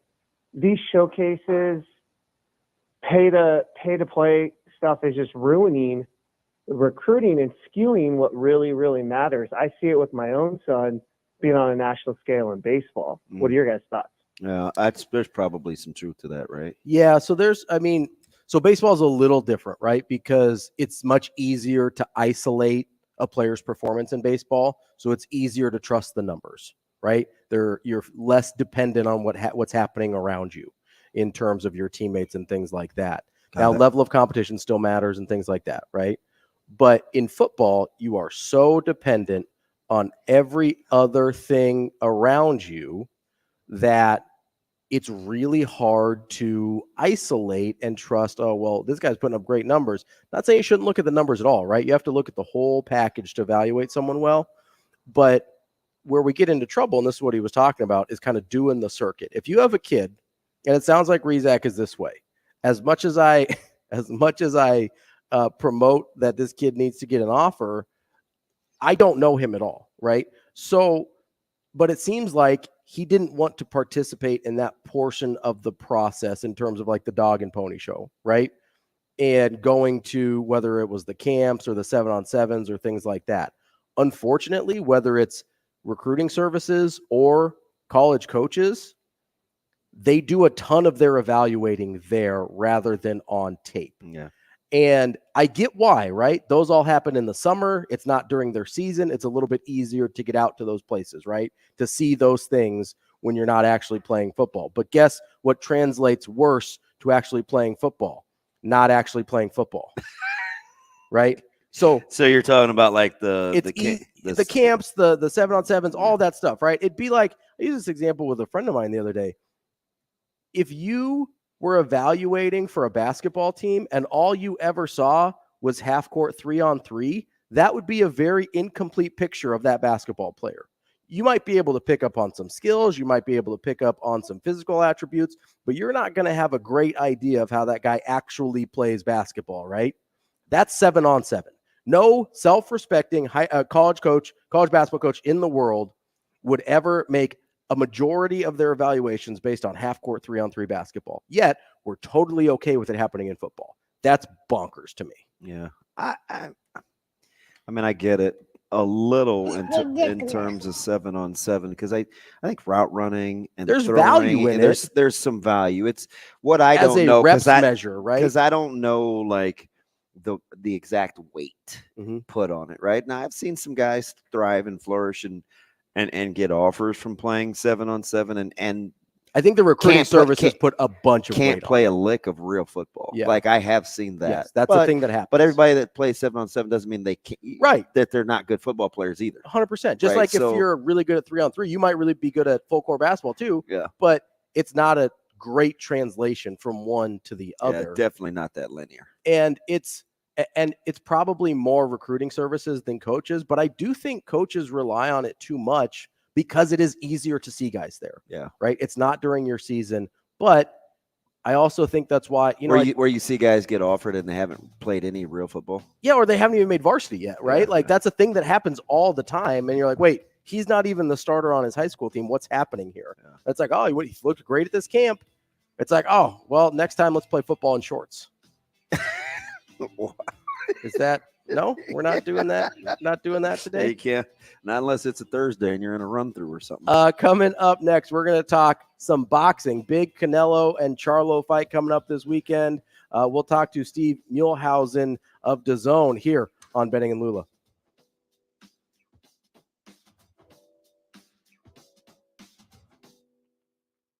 The show will be back in 4 minutes.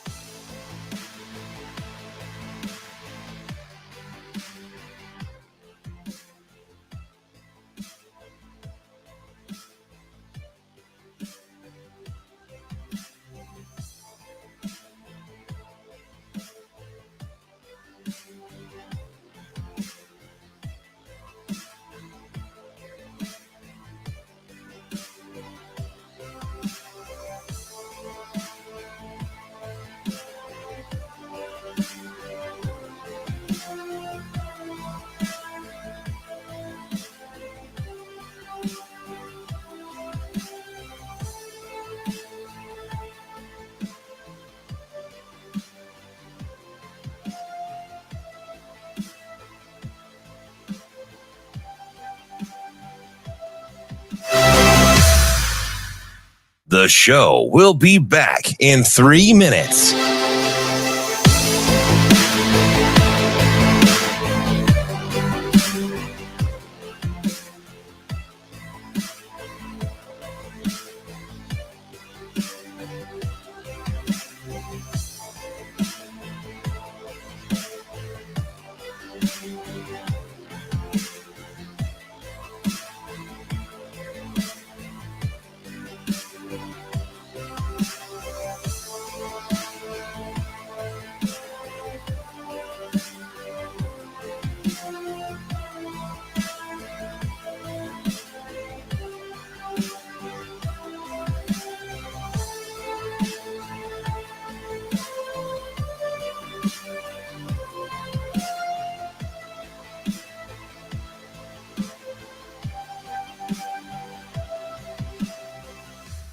The show will be back in 2 minutes.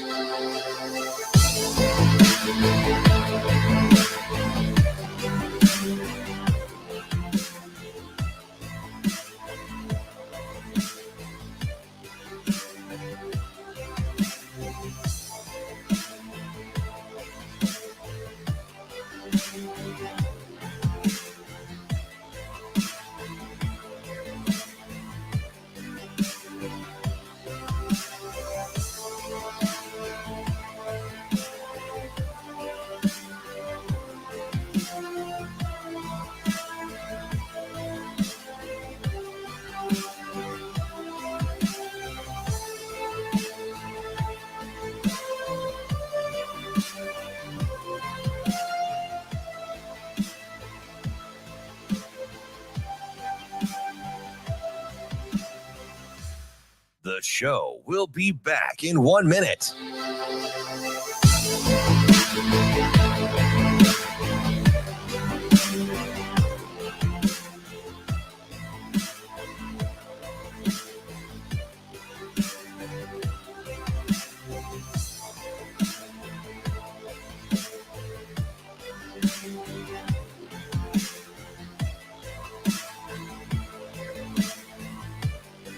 The show will be back in 30 seconds.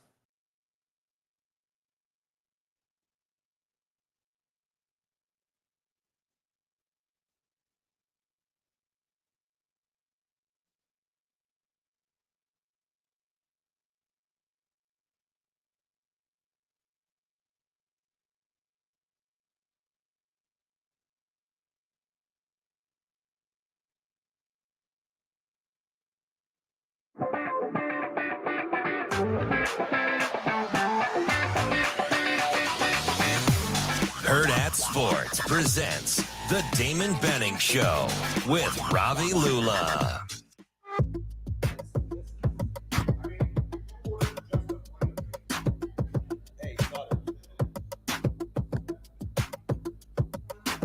Welcome back to the Damon Benning Show with Ravi Lulla. We are wrapping up hour number 2 here on Hurrdat Sports Radio, AM 590, ESPN Omaha, and ESPN Tri-Cities. We are, I will fight you. Hey, a grown man just ate off your plate. I will fight you. You know you have to come sit up next to me in the next segment, right? Like, oh, that is classic. I'm not afraid of you like the guy you beat in wrestling. Like, we can do this. I don't think he wants any. We're talking. No, he didn't. Speaking about fights, we've got Stephen Muehlhausen here. There he is. The Zone. Stephen, how are you this morning? Man, this is a special one, guys. Our conference not fighting and we're 10. It's a big fun weekend. Listen, full disclosure, Robbie, yesterday, because he goes, I'm just telling you, DB, I'm going to find a way to sneak in a Bud Crawford question. And I was like, no. I'm definitely going to. Just wait for it. I love it. Hey, no, I'm always down to talk Bud Crawford, the pride of Omaha, Nebraska. Yeah. That's right. There is another reasonably prominent fight this weekend. I don't know if people are familiar with a guy named Canelo Alvarez. He's got Charlo this weekend. Obviously, that's the big fight. As we go into this one, let's just jump right in. What are some of the things you're looking at here? Obviously, Canelo's been on a really solid run recently. What are you looking at in terms of key indicators in this fight? I want to see how Charlo takes a hit at 168. Okay. You know, there's a big difference, guys, from getting hit at 154 and then getting hit at 168. And people be like, oh, you know, look at the size difference between the two. That means very little and much of nothing if we're really being completely honest about it. If you look at Canelo Alvarez, he's got no reason to be competing at 168 pounds. He had no reason winning a light heavyweight title when he knocked out Sergey Kovalev. It's all about getting to the weight class, impacting, conditioning your body to that weight. Canelo's been getting hit by guys at 160, 168, 175. I know he trains with cruiserweights. He trains with some heavyweights. He's absorbed getting hit by guys that have in a fight that have weighed up to 190 pounds, 195 pounds. Jermell Charlo, as great as he is, has never experienced that. There is a big, to me, that's the biggest key of the fight. How is Charlo going to take that first big shot from Canelo? We already know how Canelo's going to react. He's got the granite chin. I'm not worried about Canelo Alvarez getting hit at all. If he gets hit, he's going to stand right there. He's not fazed by those big shots. Yeah, Bivol showed that. Even though he controlled him from distance, he still took good shots. You look at the Bivol fight. You look at the fight with Sergey Kovalev. You look at the guys he's fought at 168. This is the weight class for Canelo Alvarez. He is the king at 168 pounds. He can even go down to 160 and still be the king at 160. But this is the weight class he likes. He feels very comfortable. And the scary thing, guys, he's now 100% for the first time in over 2 years. This is I didn't like Jermell Charlo's chances when this fight was announced. I don't like his chances worse now. Just so you also look at the press conference. That's not Jermell Charlo. Charlo is trash talking. He's been trash talking Canelo Alvarez for a very long time. It's easy to talk when you're doing interviews with the media, you're doing media scrums, you're promoting other fights. But when you're face to face or right next to the guy you're talking smack about, you learn a lot about an individual. I think the moment has already gotten to Jermell Charlo. He needs to get it in check very, very quickly. Because what I saw on Wednesday, and from what I was told, because we're airing the fight in the UK and Ireland, and talking to my crew that's out there, a very un-Jermell Charlo-like, more respectful.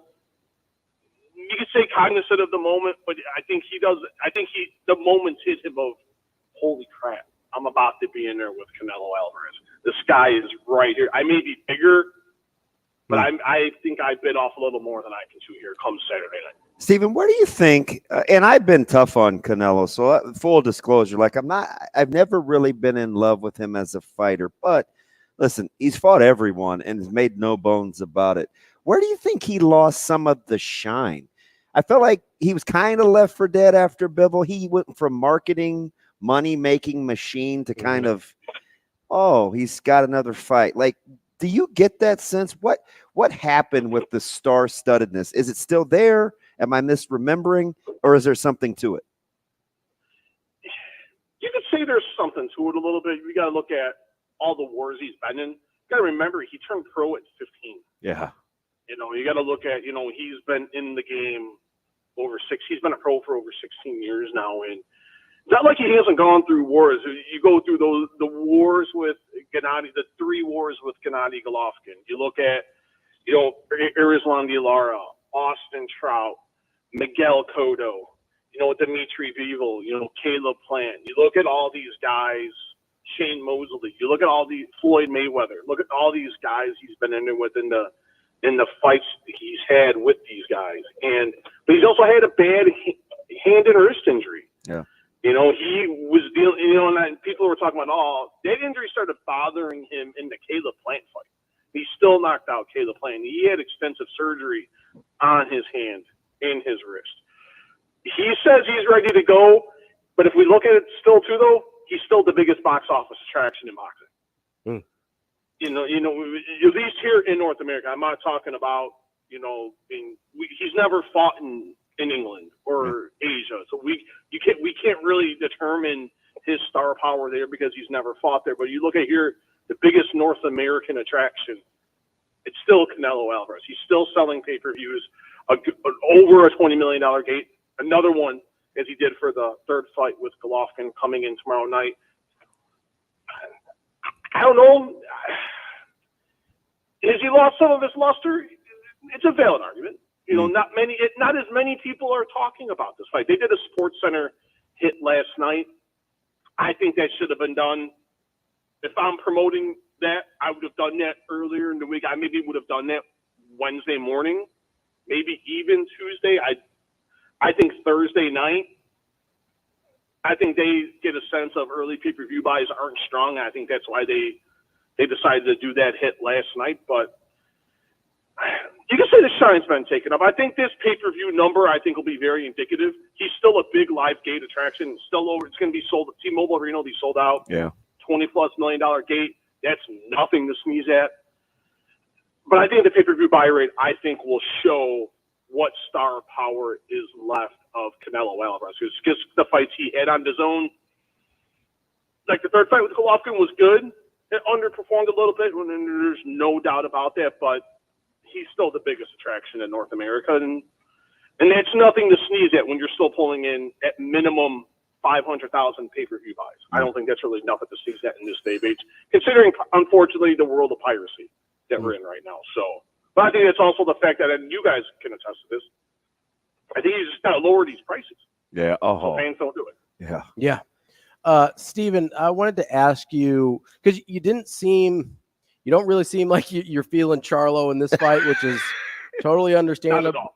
Totally understandable. He's coming off of a pretty lengthy layoff. Obviously, you mentioned the weight class change and not having experience there, even though he's the quote unquote bigger fighter.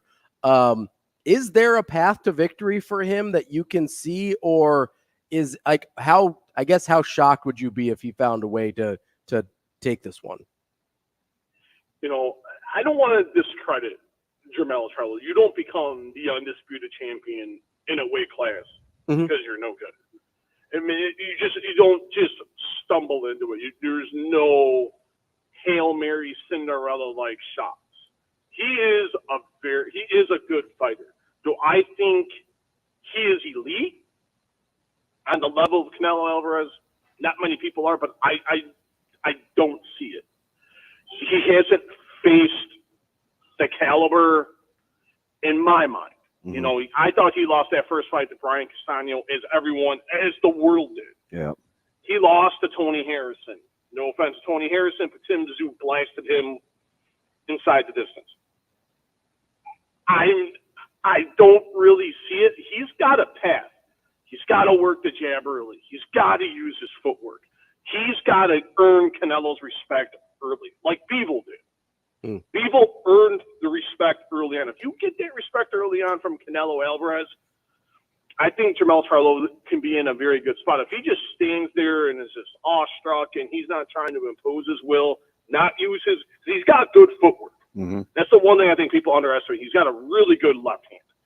If he can land that left hand early, regardless of where it's at, body, to the body, to the arm, to the head, just land that left hand early and often. I think he can get himself into the fight, and that can give him some confidence if this fight gets into the championship round. I don't see it, and it's out of disrespect. I don't see that's his best path. I just don't think that's going to be enough to dethrone Canelo Alvarez and for him to become super middleweight, undisputed super middleweight. That's Steven Millhouse. I promise next time we're talking Ben, we're talking Crawford, we're talking the other Charlo. Steven, we're going to take advantage of your expertise when we get a little more time. All right, guys, and hey, it's going to be Canelo Crawford 2024. Let's do it. Let's get it. Let's go. Music to my ears. Steven Millhausen, we appreciate you. Thanks, Steven. Thanks, guys. That's Steven Millhausen from The Zone. Coming up next, we've got the guy who stole my bacon on the Hurrdat Sports Radio.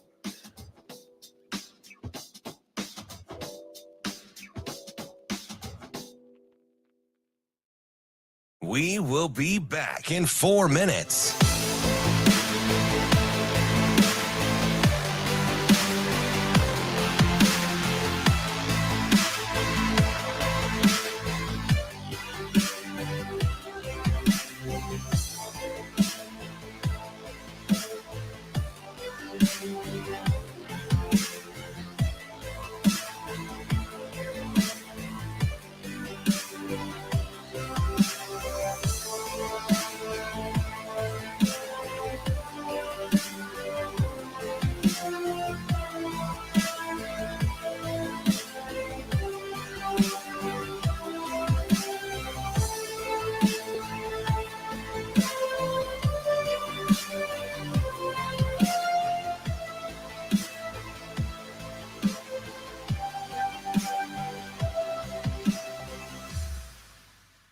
We will be back in 3 minutes.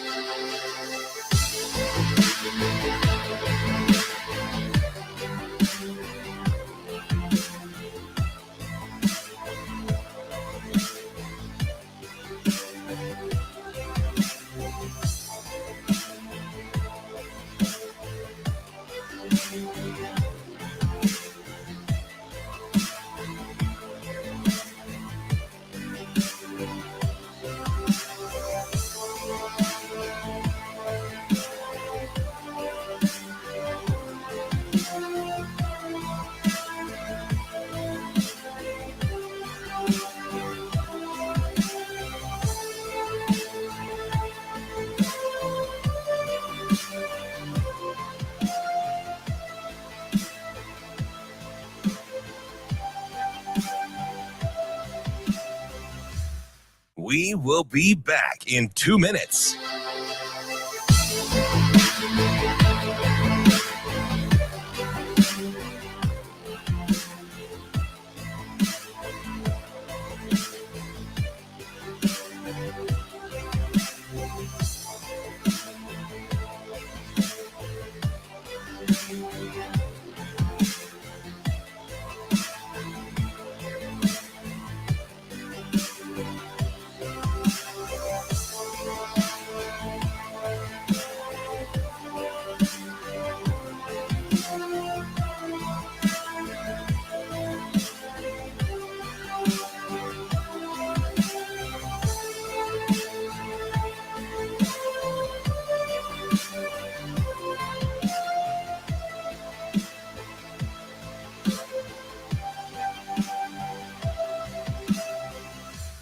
We will be back in 1 minute.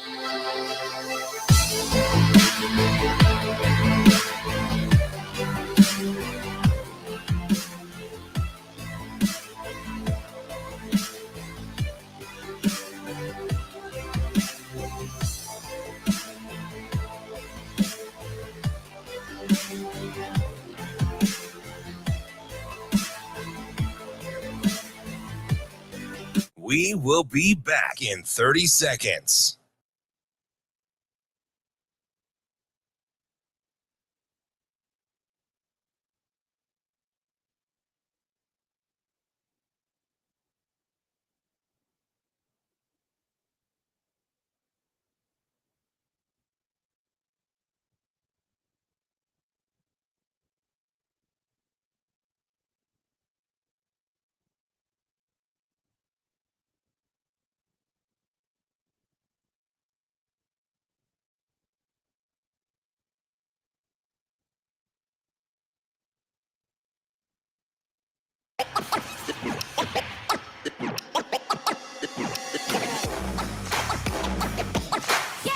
Hurrdat Sports presents the Damon Benning Show with Ravi Lulla.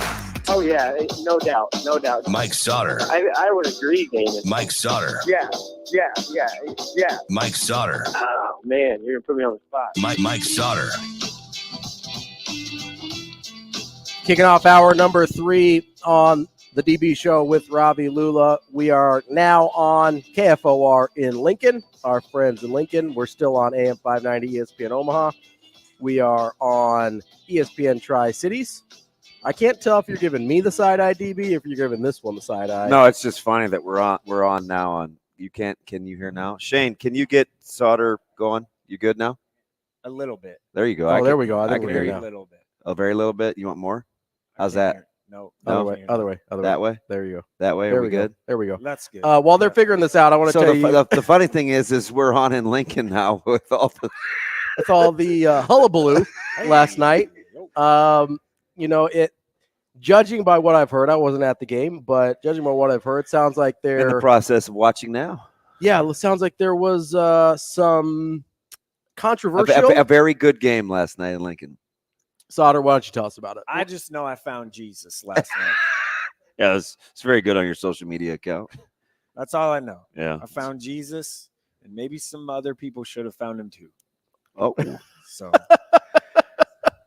it got way too chippy. Give us kind of the Way context. too Like what chippy. happened? Like how did we get to the point where it was getting super chippy? There was a choke slam on the sideline that wasn't called for a penalty, and that kind of started it. It's not ideal. And then there was like grabbing face mask kind of after the play, a punt return that didn't get called, and kind of shoving it, on kind of both sides of it. And both teams, you mean? Yeah. Okay. And like one of them was pretty bad. And then the one that was like the biggest one was dude's helmet got ripped off. And then he freaks out and wants to fight the whole sideline. Sure, as one will. Yeah. So I had a couple former so I knew it was it got out of hand. It was interesting last night because this went well into like 11:30. And then a couple guys broke off super early phone calls this morning. And it's not that, I had to say this to Ravi earlier because I know I said this in the summer. I said it to Jacob a couple of weeks ago. I said, hey, listen, the one thing that I think I said appreciate, and people are putting – a couple of my former teammates are putting words in my mouth now.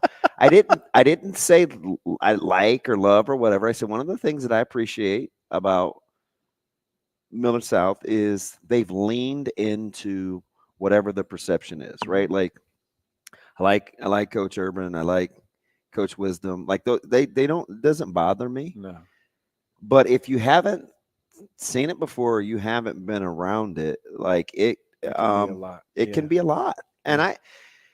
And so when players and coaches that haven't seen them play before saw them in Lincoln last night, I mean, the level of outrage was, I'm like, I have to see this, because I kept hearing, when do you guys listen? We're not the equalizer. We're not McCall. We're just playing football, right? We don't owe anybody anything. There is no vendetta. Whenever we play them, it will be, can I get that to go, please? Is that cool? Plate of bacon too. What is? I'm mad because Ravi got more. Ravi got a platter. I think Ravi has like 4 more pieces of bacon than I do. Well, I had them until Sautter stole them. Ravi got a whole pig. I don't know, man. I have to see it before I react. When I just was surprised at the level of pushback. So I had a couple of people talk to me. One friend of ours. I guess we all know him. And he was livid. Yeah. And I was like, I don't really, it doesn't really bother me. Like, cause I kind of like the swag a little bit, the little like, I mean, it's got a different word, but yeah. Okay. I don't mind the way they carry themselves. Just say that. Yeah. I don't mind that. But when it goes into like choke holds and throw people's the helmets choke slam off on the sideline. No, we can't. Now, I'm not saying he's not telling the truth, but I'm saying we haven't seen it. I have. I was standing. But I'm saying if he's describing it accurately, I was standing within 5 feet of it. Okay. So like it definitely happened. There's a difference between, hey, we carry ourselves a certain way. I'm taking the wait and see approach. We kind of lean into the black hat of it all, right? Versus, hey, we're out here being dirty. If that's it's Worthley. Is he okay? Is the quarterback? Yeah, he's fine. Yeah, he came right back in. Did that change the game? No, it was one play. The punt return? And Jeter. So what changed? How'd we go from 21-17 to a bomb? They finally caught a bomb. They finally caught Lincoln. Millard South finally caught Marion Jackson 61-yard bang. Like, did he get behind him or win a ball? Got behind him. Yeah. So and that was the first time all game that it happened. So that's what. And there was that kind of broke it, right? So they were winning, and then Jeter goes down on a second down play, and it was third and 14, right? Mm-hmm. So, and then Lincoln East comes in, backup quarterback came in and threw a nice ball, just behind him a little bit, didn't catch it, and then that resulted in a punt, and then 2 plays later, Jackson finds a seam and just gets behind the guy and runs for a touchdown. And then it was kind of because it was 24-17 at that point or whatever. It was close. It was within a score, and then that 24-21. That popped it to 31-21. Yeah, 31-21, and then it was over, and then it just snowballed. Yeah. And then Jackson, it was a really nice punt return. He's a good player. Yeah. Said that before. He's a good player. So, and Jeter Worthley, by the way, is way athletic. I've seen him play catcher. He's committed to Michigan, play catcher. But as a quarterback, he can run around, use his legs, squatty kind of guy, tough kid. What's the difference? Because and maybe film is tough. Is Millard South that much better than when they played Millard West, or is that just a testament to Millard West? Because I've watched that thing probably 3 times. I think that was a really good game. I think Millard West is probably better than what we still give them credit for. That's a good football team, though. Yeah. They're you don't want to play them. And their offense, they play in such a way where Brody Pearson's had a really nice year. You have to be very disciplined along the D line against that offense. They can control how teams like to gap you out. Brody, he's had a really nice year. Kind of after so much, he got some Well, I think negative. the best thing for him, not only is he tough, but I think Coach Long has been really good for that offense because he's very smart as an offensive coordinator, and he's kind of calming. Bringing a little bit of that Millard South old, what they used to look like into Millard West a little bit. So, Millard West is something you don't really want to play them. They play Millard North tonight. That'll be interesting, I think. Millard North finally got the win. They now have a little momentum feeling. We'll see. That score last week surprised me quite a bit. Yeah, over Southeast. Yeah, that catch you off guard? I thought Southeast. Well, I didn't think Southeast was better than that. I thought it'd be closer. Yeah. East is obviously, I think, clearly the best team in Lincoln at this point. Lincoln they East just don't have the depth. Last night, that's kind of what up front. They don't have the depth up front. They got really nice athletes, though. Interesting. Dash Bauman is a lot taller and longer than I thought. He's legit. I like the way kid. I like the way he plays. They had really good athletes. I mean, a lot of those kids are the baseball kids, so they play for them. Are you waiting on can you learn much from Kearney Grand Island tonight? I don't know. Only one loss between the two. I know, but not a ton, I don't think. It's just a huge rivalry. It'd be a ton of people there. It's always, a little kind of extra, but we get that film next week. I'm kind of happy just because two good teams playing each other. And and Coach Tom, he does such a good job. And so really you can see. Sometimes the more chaotic things are on film, you don't know if it's blocked correctly. Is this what they intended to do? It's kind of. And playing Grand Island, you can already for Westside. Now you have more film of playing a different opponent and stuff. So, that one's interesting. You guys will have North Platte. Yeah. Homecoming game. Homecoming. A lot of theatrics. They're ready. Yeah, and that. How good was Colton Tilford last year? He's unbelievable. If we're looking at last year North Platte to this year North Platte. He was so for the last few years with Vince and then Colton. He was so good. I had to go over after the game and let him know that I thought he was pretty amazing. He's sensational. Their quarterback is good. They had a lineman, number 60, who was legit. I like number 9 last year. He was way good. He ruined us. They just lost a lot. So North Platte did. Yeah. It'll be all right. Bellevue West Gretna is another one that's like, so where are we at right now? So that kind of interests me. Jacob said something that was kind of interesting. That's he's using that one as kind of a barometer to see which team is which. Right. You know what I mean? Yeah. That's a big and Gretna's had their number as of late, but they've done it coming from behind. Yeah, they also had the best quarterback we've ever seen. So pure quarterback we've ever seen in high school in Nebraska. Is that it? Where is that game? Bellevue West. At Bellevue West. Yeah. That'll be our Hurrdat Sports big game tonight, by the way. Is it? I don't know if home big game change will be there. Big game chain will be there. Yeah. Where is home? Where does home field? Where does home field matter? In the metro. Yeah, in the metro. West side is one because it's just low. It's nice. Central because it's so tight. They get prepped tonight. At Central. That's a closet good one. Yeah. It's just real tight, right? Like you're on top of it. How about? Can I say this again? How about prep's schedule? It's real hard. Yeah.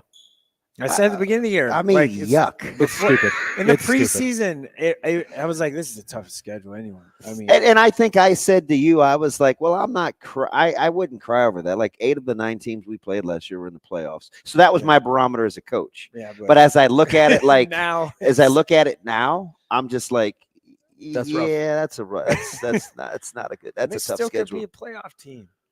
Wait, can they? Win out. So what are they? Are they 1-4? Yeah, win the. Oh yeah, you can win the district. Yeah, their only win is at Millard North, which that was a really good game. So so obviously we're district throughout. I think for them. Yeah. What about in B? What do we have in B? Elkhorn North. That's about it. Yeah, I just don't know if Elkhorn can score enough. I'm not sure they can. But Elkhorn North doesn't chunk you that much. They grind you. Yeah, they should. Like I would throw it up to Chase Lofton whenever. So yeah, take my chances. I've been arguing about these tight ends in this state for the last 3 weeks. I think I'm about over it. I think he's probably maybe more of a Prep's 2-4, by the way. It's 2-4. Yeah, they beat Miller North and then Burke last week. Oh, that's right. They got Central Papio. That's the district title game, and then Benson. That one's at the end, right? Benson's the last one. No, So Papio is Papio second. Thursday. Okay. Second to last. And they put it on For Prep. Burke last night. I saw the tail end of that one. Yeah, Papio and Burke is Thursday at Burke. No, that was last night. I know. Papio and Prep, sorry. Okay. Is Thursday. At Burke. at Yeah, Burke. because At of the Burke. home field. Yeah. Home game for Prep at Burke. I might have to go to that one. What were you going to say about the tight end deal? Yeah,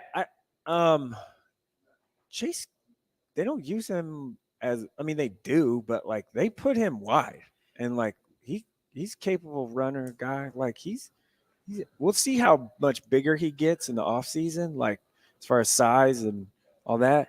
But he's got some, like, he reminds me a little like this is so bad. I don't. Never mind. I'm going to back off that. I was going to say Thomas Fedoni at the same age, but I don't want to. I don't. I'm not doing that. I'm not putting that on him because Thomas Fedoni was a fantastic high school football player. I mean, athlete, tough, big, strong. I still think the best one that I've seen in the last couple of years for my money has been Bramer. Yeah, he was. Like, I saw him, and right away I was like, he's sudden. It's a pretty big miss. By the way. He's violent. Mm-hmm. He's coachable. He can grow. Yeah, his frame was still had. Like, still he's had some relatively size. thin. Yeah. Sunday guy. Yeah. Whoa. Yeah. Like, I don't think that's even 100%. I'm going but these next crop, like, I felt like I had to defend Ingerson the last couple of days, and I'm not sure why. But people, I think it's like, well, I've seen him, and I had this guy telling me, and I don't know, I think he's a Papio guy, so I assume he knows because he's like, hey, I've got experience with this. But it seems with him, there's always like this personal angle as opposed to just evaluating. Like, I don't understand. And I would say 90%. I feel strong in saying 95% of the talent evaluator recruiting people in the state have never seen him on a football field live with their own eyes. Ingerson? Yeah. Yeah. I feel good about that. 90? It's up there. Well, this guy was telling me that he's seen all their home games. So I'm not imagine saying he's that a guy. fan. I'm saying I'm just media. saying, like, but the sentiment is, well, not enough targets, doesn't do this, not very explode. Like, I remember a couple weeks ago, their one loss was Southeast. I was at that game. Yeah. They couldn't. He's 6'7", and the ball was going way over his head. And he said something about That's not 50, his fault. he said something about 50-50 balls, and I'm like, I'm watching this a lot. Like, I'm like, I don't see a lot of opportunities to get those. Yeah. Am I like? Yeah. Am I not being objective enough? Yeah. Then I watched him in person, and not to go back to 7-on-7, but I watched him close because I'm like, I kind of just want to see, because I hadn't seen him See with how that, he runs, or and I hadn't seen him with the new front. Oh, looky here! Oh, I haven't seen him with that frame. Right? He was like, he's much more muscular. He's leaner, and I'm like, I kind of want to. I want to watch this. And I watched him just drill guys. You know, obviously, no, he's great. Robbie, I watched him against Miller North the first week of the season. He was going up and getting the rock, and I was like, okay. Well, and I will say this about him too is, like, everyone's talking about, he can be a tackle. Yeah, maybe, but like, hey, they recruit him as a tight end for sure, no question. Yeah, like they want. If he played anything else, it would be defensive end. Defensive end. Yeah, that I was just gonna say. Forget the tackle thing. If it's anything, because defensive end, he can wreck you. Yeah. Like, he's big kid, good frame, would be nice in a 3-man front. He's mean. Yeah. Like, that's the thing. He is mean. That's the thing I think people don't understand. I saw that he wouldn't take a back seat to anybody. And there were some fellas there. Mm-hmm. Yeah. And you can interact. You're not behind a helmet. Like, he was having none of it. I was like, okay. So I do want to put a caveat out there because I know I hate on 7-on-7 a little bit. I think it's way more translatable for like receivers and tight ends than it is for quarterbacks. I'm probably inclined to agree with that. In terms of like evaluation, right? So when you say, "Oh, I saw Ingerson at 7-on-7," I totally same page with that. Like I get that 100%. It's just it's so much different for the quarterbacks. But you can see like high pointing, you can see route running, you can see how they move for a running or for a wide receiver or I thought he was pretty. I thought he was pretty fluid, and I'm like, well, what am I missing? But I have seen lots. I saw it with AJ Wrong. I've seen it. I saw it with Fant. I see where guys don't get targets. Noah Fant wasn't good because he played it on. Well, he only had 14 balls or whatever. And I'm like, senior year. You have to get past that. There's way more context. Well, it's the exact same what I was talking about with the how hard it is to evaluate football because you're so dependent on what's happening around you. Oh yeah, with the analogy, earlier. Right? Like whether it's because Brett called in talking about baseball.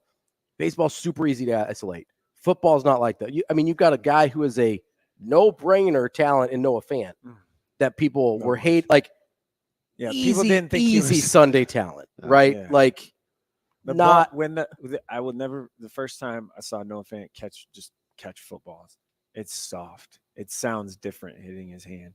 It's like that guy. And I remember this was back in my former life, and I remember our coordinator, Mizey, goes, wow, he's deceptively fast. He didn't even catch the ball.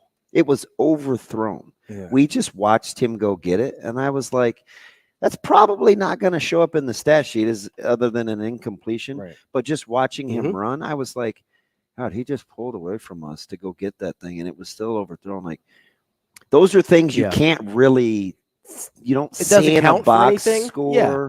You're not going to look at numbers like that, and but say, I "Oh, stored look it at in the Rolodex, and and I remember that's one of the I seldom keep like real receipts, but that was one of those texts or tweets that I saved when I was like Sunday guy, and you guys were like, oh, and I was like, yeah, we'll come back and see this one in about 3 years. Yeah, and what do we know? He's still playing. You know what's funny about all this stuff, and maybe I do it too, but when people, they love telling you when they're right, but when they're wrong, they never admit when they're wrong. Oh, yeah. People that do this stuff for a living like me, and I probably am guilty of that too, but I probably need to be a little more like, hey, I missed that. Yeah. Yep, I was wrong on that. Well, some positions are just hard to evaluate, right? O-line is obviously pretty easy, but I think tight end is tough too. I was telling Robbie, it's sneaky high on the list for me in terms of. Does it depend on what system you're running or how you want to use them? And like that kind of matters. I think I could see running backs. Quarterbacks are tough.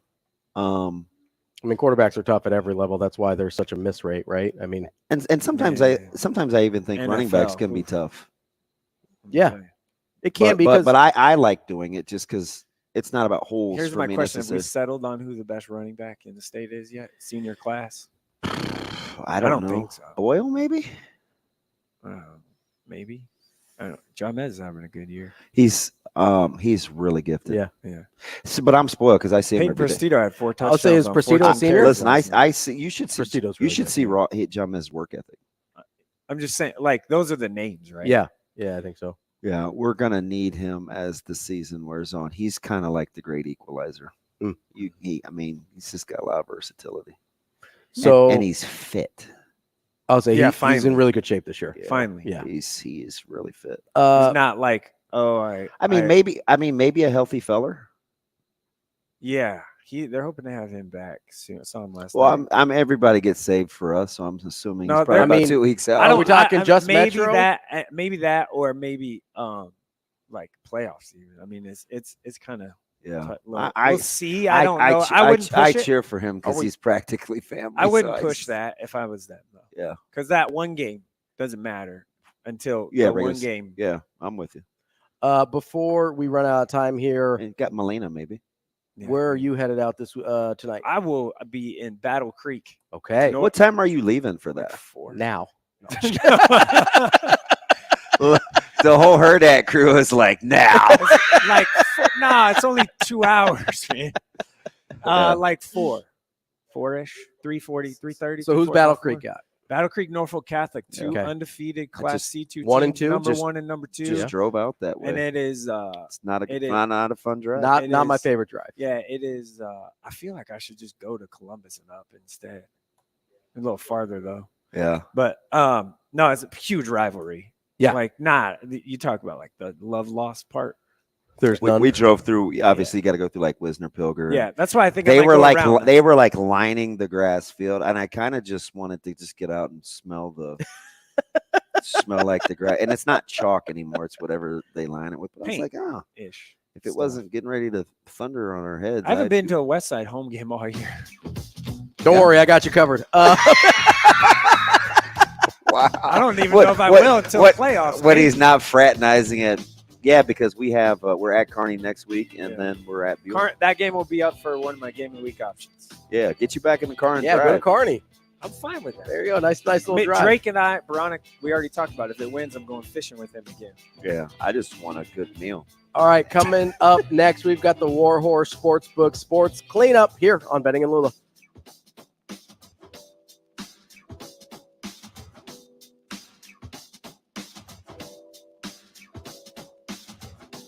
We will be back in 5 minutes.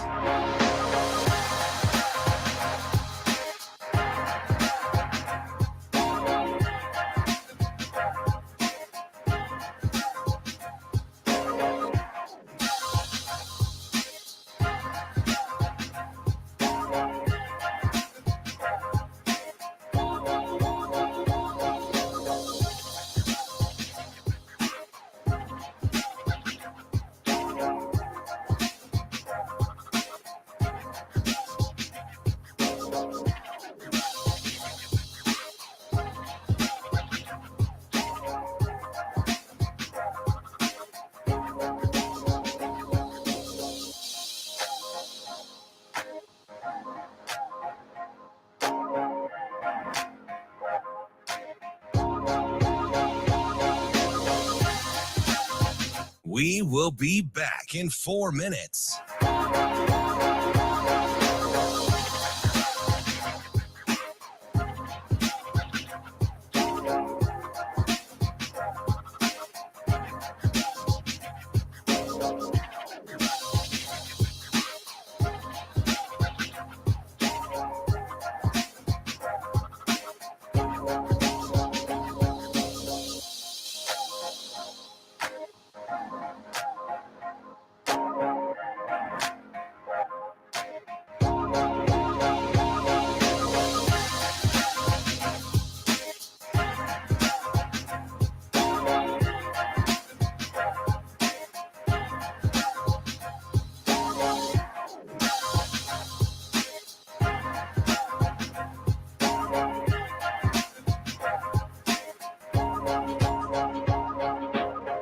We will be back in 3 minutes.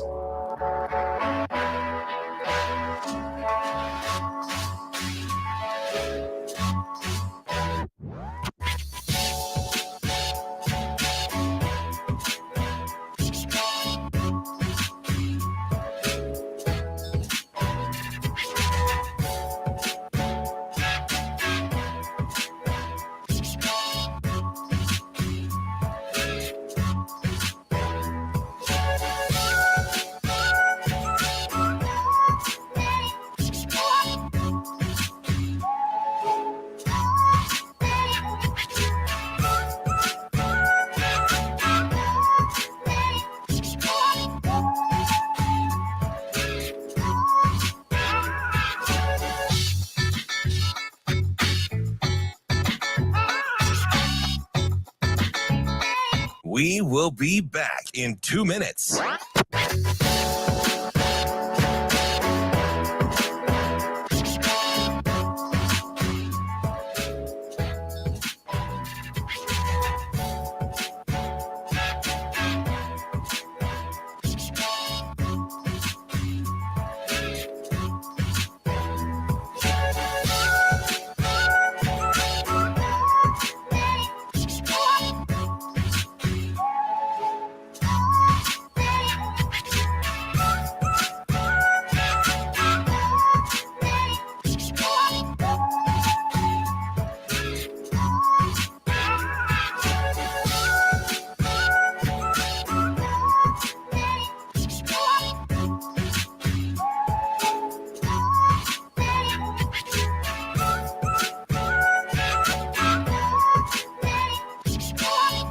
We will be back in 1 minute.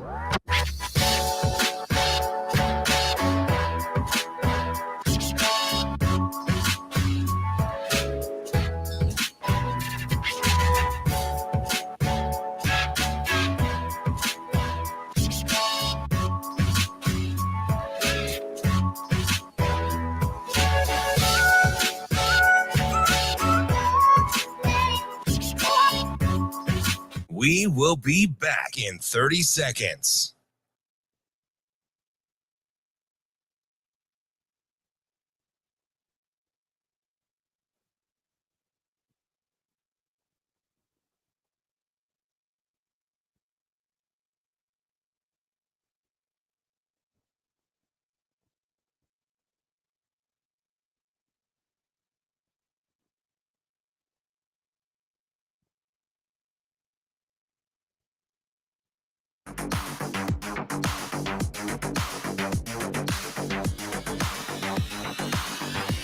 Hurrdat Sports presents the Damon Benning Show with Ravi Lulla.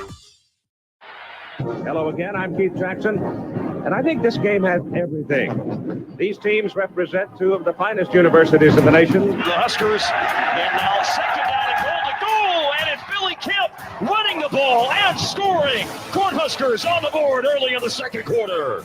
Sets the tone for the whole week, because everything's about practice. So it's a physical day. Turns, hands it to Corum. Up the middle. Blake Corum to the end zone. Touchdown, Michigan.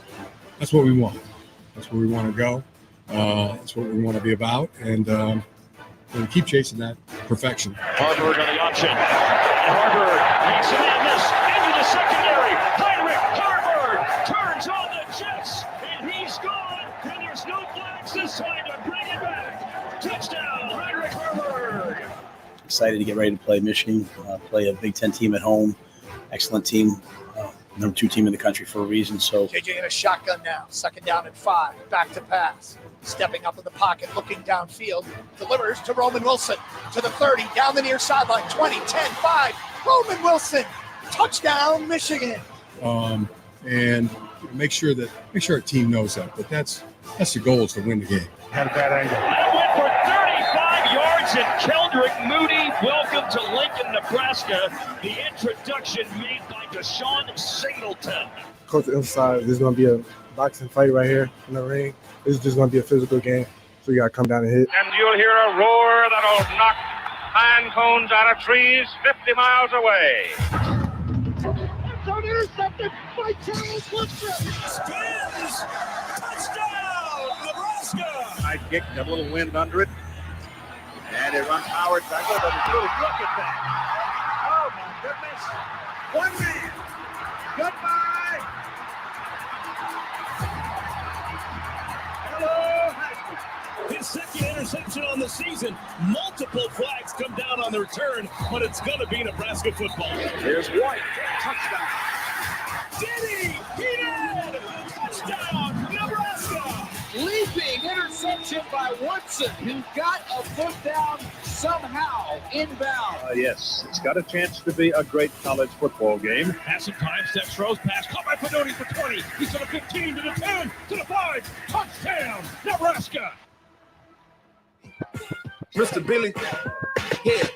DJ Khaled. That's a great little intro. I love that intro. Good By the stuff. way, I've got a few more songs, Shane, you asked me to get. I was playing them last night on the way back from practice. You getting some more bump music for us? Yeah, so I get 20 seconds, right, Shane? Yeah, if that's what you want. I mean, he's so wishy-washy. The dude's middle name is Milk Toast. Typically, people go a little bit. Typically, they go a little bit longer than 20 seconds. Okay, so as long as I get you the songs, you can do your thing. I can do my thing. Okay, buddy. You know who else that's can do? That's a great open. You know who else can do their thing? Who's that? Our guys over at Digman's. Oh, hey, you need to get over there, man. I know, I really, really do. You do. I'm afraid to get the bad news. You're though. afraid to get the estimate? Yeah, so don't you just think I need the shiny part, not the whole? I would think so, yeah. They might, yeah, I don't know. I didn't get a good enough look at it, but I would think you just need to actually replace the mirror, which shouldn't be terrible. And it's not even really a mirror, is it? No, it's not. Not in the traditional sense. Knock it off, Shane. It's like a film almost, like a sticker. I thought it was already knocked off. Yeah, I wish It's I could. not knocked off. It's just cracked. I just would like to be able to call him on the phone and tell him what it is, and then he just does his Like thing, ballpark you? and then I just drop it off. Yeah. And I'm not afraid to like get a lift or anything. Like I'll get a ride to go back home. Yeah, I'll help you out. I got you. Yeah, you did do that once, right? Yeah. You took me to get after the oil change. Yeah, I can help you out. Hey, you know what I kind of low key like, and you didn't need to see Dingman's. You drive, you get to where you're going. Well, so honestly, I normally don't drive like that. It was you were helping me out. I knew you like had to get there. Yeah. That's why I was like, all right, we're gonna make some business decisions here. Dude, you were rolling. Yeah, I know. I legit normally don't drive. My wife drives like that, and so like I've learned. I was impressed. Yeah. No, I normally am like very casual. Like I get there when I get there type deal. Kind of like how you park. Well, listen, I'm on point today. My parking job. This was the only good parking day you've had since we've been working together. Well, listen, even a blind squirrel. Because you're borderline atrocious. No, not borderline. I'm a very bad parker. Okay. Like I admit that. I know my faults here. I've never hit a car, knock on wood. Like I'm not going to run into somebody. Yeah. But in an empty parking lot, I will not be in the line. I was very, very impressed. Our meetings were at 11:10. Mm-hmm. And I walked into the high school at like 11:06. Nice. See, we got it done. Yeah. Like I needed every bit of that time. Every minute. Like every questionable stoplight that we went through. Oh, yeah. You need it because if I'm sitting there for 2 minutes, like you're in trouble. Yeah. Right. We got it done. Right. We got it done. Yeah, Though. That's 100%. important. I'm very appreciative of that. And we didn't even have. Now I have to see Dingman's and you don't. I would say you got to go see Dingman's. They are 18 years in a row, best of Omaha. 4 great locations. They can work on any make and model. They can work on my Jeep. They can work on DB's, V-Dub over there. Yeah, whatever you've got, family owned and operated for over 25 years. And the thing we like about them so much, besides the great work they do, they also do a great job with giving back to the community with their give back program. Go to dingmans.com to learn more. No, yeah, we got after a little bit on the ride home. I'm happy. Like that's one of those things I had to, like, I knew you needed a ride. It's one way or another. Like I knew you needed a ride, and I had to like pry it out of you. I was like, Damon, I will give you. I know. I just don't like. It's just not my style. I know. I'll get better. I gave you like 18 different options. I was like, you can drop it off tonight. I'll come get you in the morning. I'll go you to and from the show. Like whatever we need to do, we can make this happen, my guy. Like for people to feel like, whatever. Listen, You did repeatedly. I did. I was like, hey, let me know where I am giving you a ride I still to. took a lift here. Yeah, I know. I was like, what are you doing, man? Like, but that guy ended up being a fan. Well, mine. I don't know about you. Yeah. Guy goes, hey, no disrespect, man, but I love Robbie. I was like, okay. Those are my people. What was his name? Chris? I think it was Chris. Let's do it. We like Chris. No. I gotta look at my.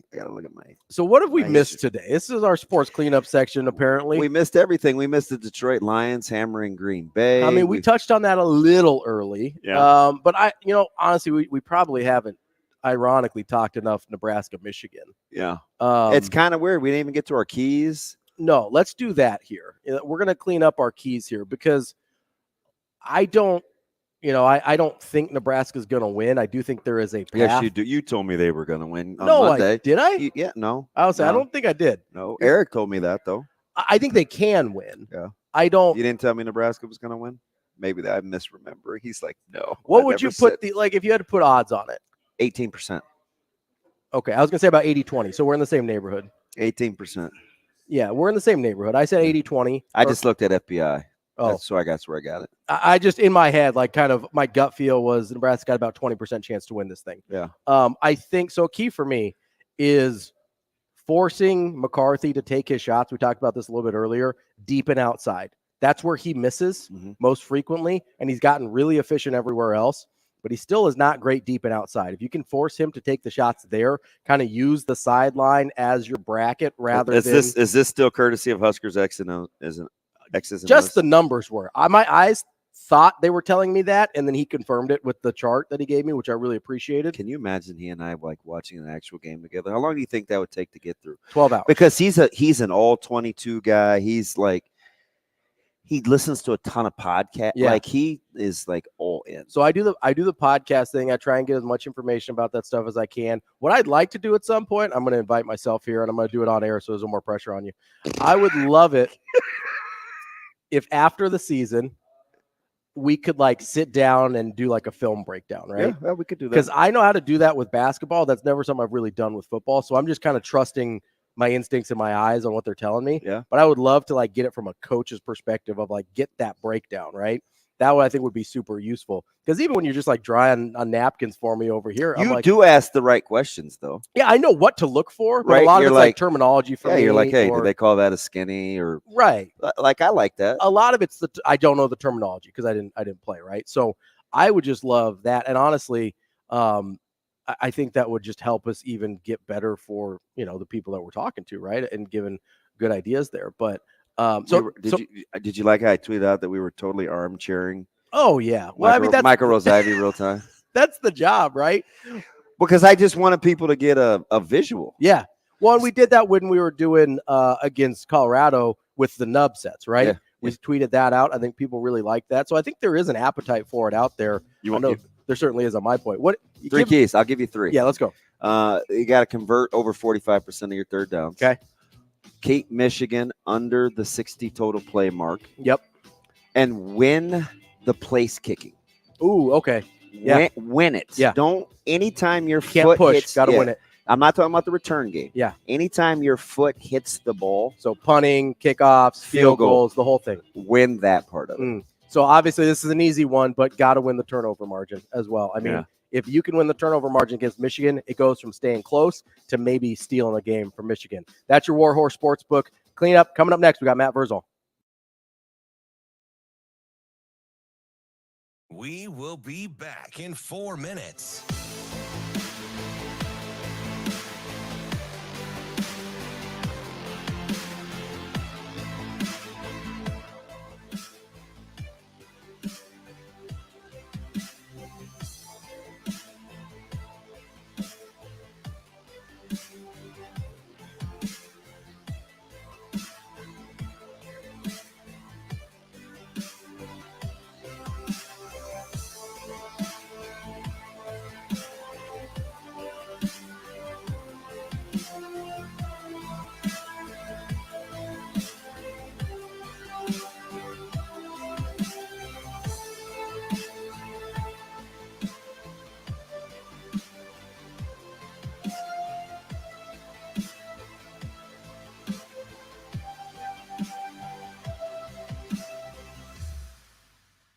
We will be back in 3 minutes.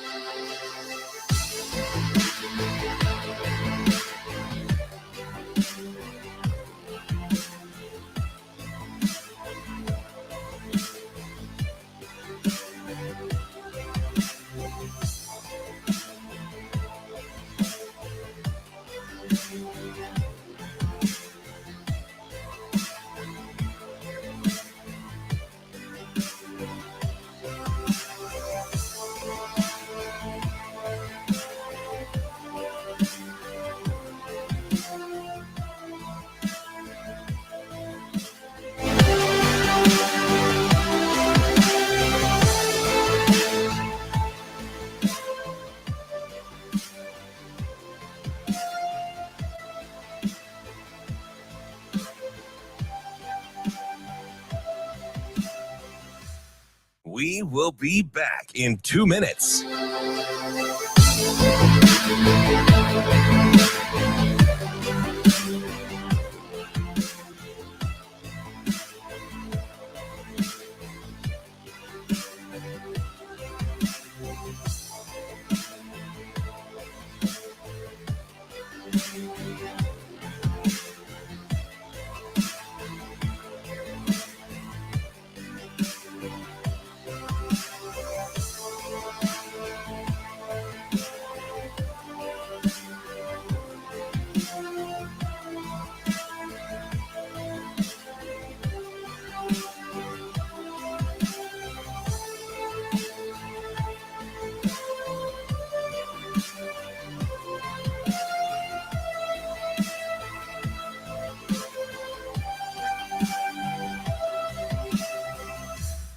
We will be back in 1 minute.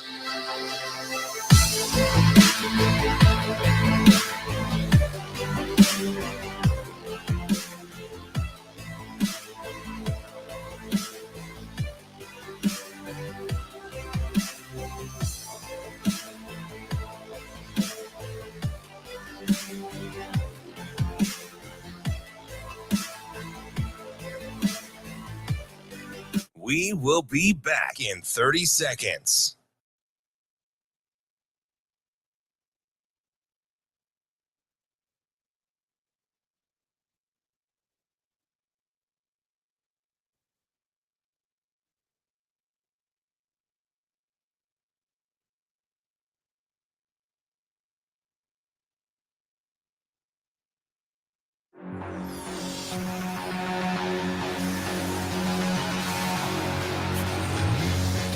Hurrdat Sports presents the Damon Benning Show with Ravi Lulla. Now let's find out what Matt Vrzal is better at, telling stories or making pizza. Matt.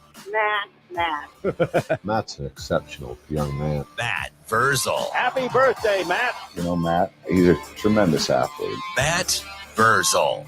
Come on, Matt, I'm with you. You know, like Matt Vrzal, you're one of the sexiest people in the world, but you're not one of the most beautiful. How does that happen? Here is Matt Vrzal. All right, Matt, thank you very much. Here we go, wrapping up our week of shows with our good friend Matt Vrzal, as we always do. Verz, how are you this morning? Not bad. My sinuses drained last night, so my voice is a little raspy, but it is what it is. Hey, so we have a mutual friend that stopped in to say hello, and he said a couple of expletives before your name that I can't say, but Mr. Frazier would like for me to tell you hello. Matt? It's good to see he's working. Hey, the pause. Look. He held up his phone. He's able to be reached on the phone. That awkward pause had me scared. I was like, hopefully he understands that the dump button doesn't work that quick. Jay's pretty good. You got 7 seconds. How close were we? Not very. Okay. I was trying to figure out what he's doing. He's just loitering around. Yeah, he's just being a good friend. He wanted to stop out and say hello. You know, the sports bar is like kind of his second home, so he's checking out the lay of the land. Would you owe him money or something? No, he just said hello. Wow, he just can't be my friend, huh? It might be. You know as well as I do. He did give me his wallet the other day at the stadium. When he shows up, something is afoot. Yeah, no, he's just chilling today. Watch a little Watch a little Ryder Cup.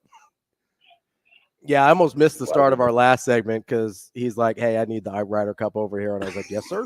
I'll figure it out. I got it." And I would make fun of him, Matty, but Lord knows I do the exact same thing when I come to your place. I'm like, "Can we change?" And I stopped asking because he gets mad. If the TVs aren't on, I don't ask Matt to turn them on anymore. I just sit and talk. Like to him. not answer your phone or call somebody back. Dude, okay.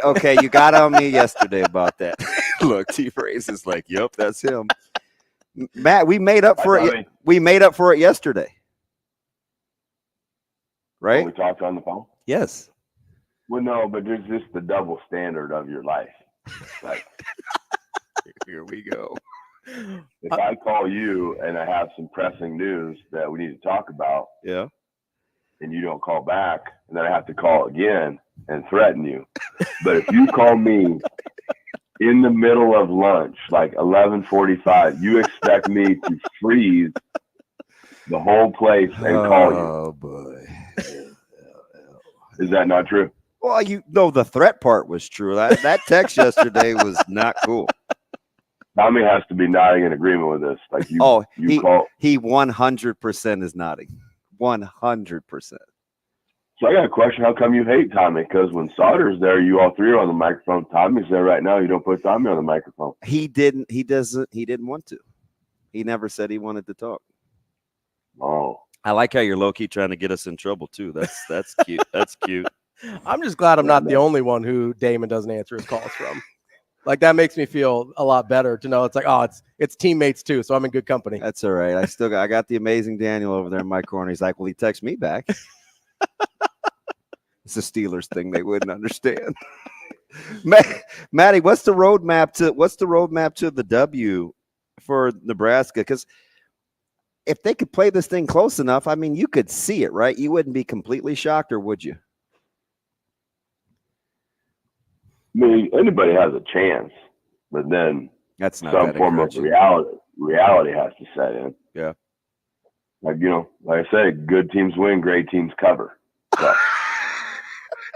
So is Michigan good or great? Vegas, you like Nebraska to be good or great tomorrow, Maddie? But Vegas is smart for a reason. There's a reason those lights stay on and hotels get built and all that stuff. So if that's what the huge brain people are saying you are, that's the difference. So you think you can go out and you can go prove that difference wrong? Did you think 17 was about right? I'd plead the fifth. 1, 2. Well, I did. I think, like I said 27-9 or 27-10, and that was without knowing what it was. Like, yeah, I would be. Go ahead. Oh, go ahead. No, I was going to say I'd be pretty impressed if Nebraska could get 2 true touchdowns. Yeah, and I think a lot of people will run into that against Michigan. Like, Michigan is good. Yeah, but they've built, and that build was slow. They were getting very antsy with him. Mm-hmm. But he stayed the course, and their defensive line and their offensive line are monsters. Like, they are nightmare fuel. And as when we played Colorado, you saw the secondary realize that their D-line was kind of getting worn down, so they took some chances.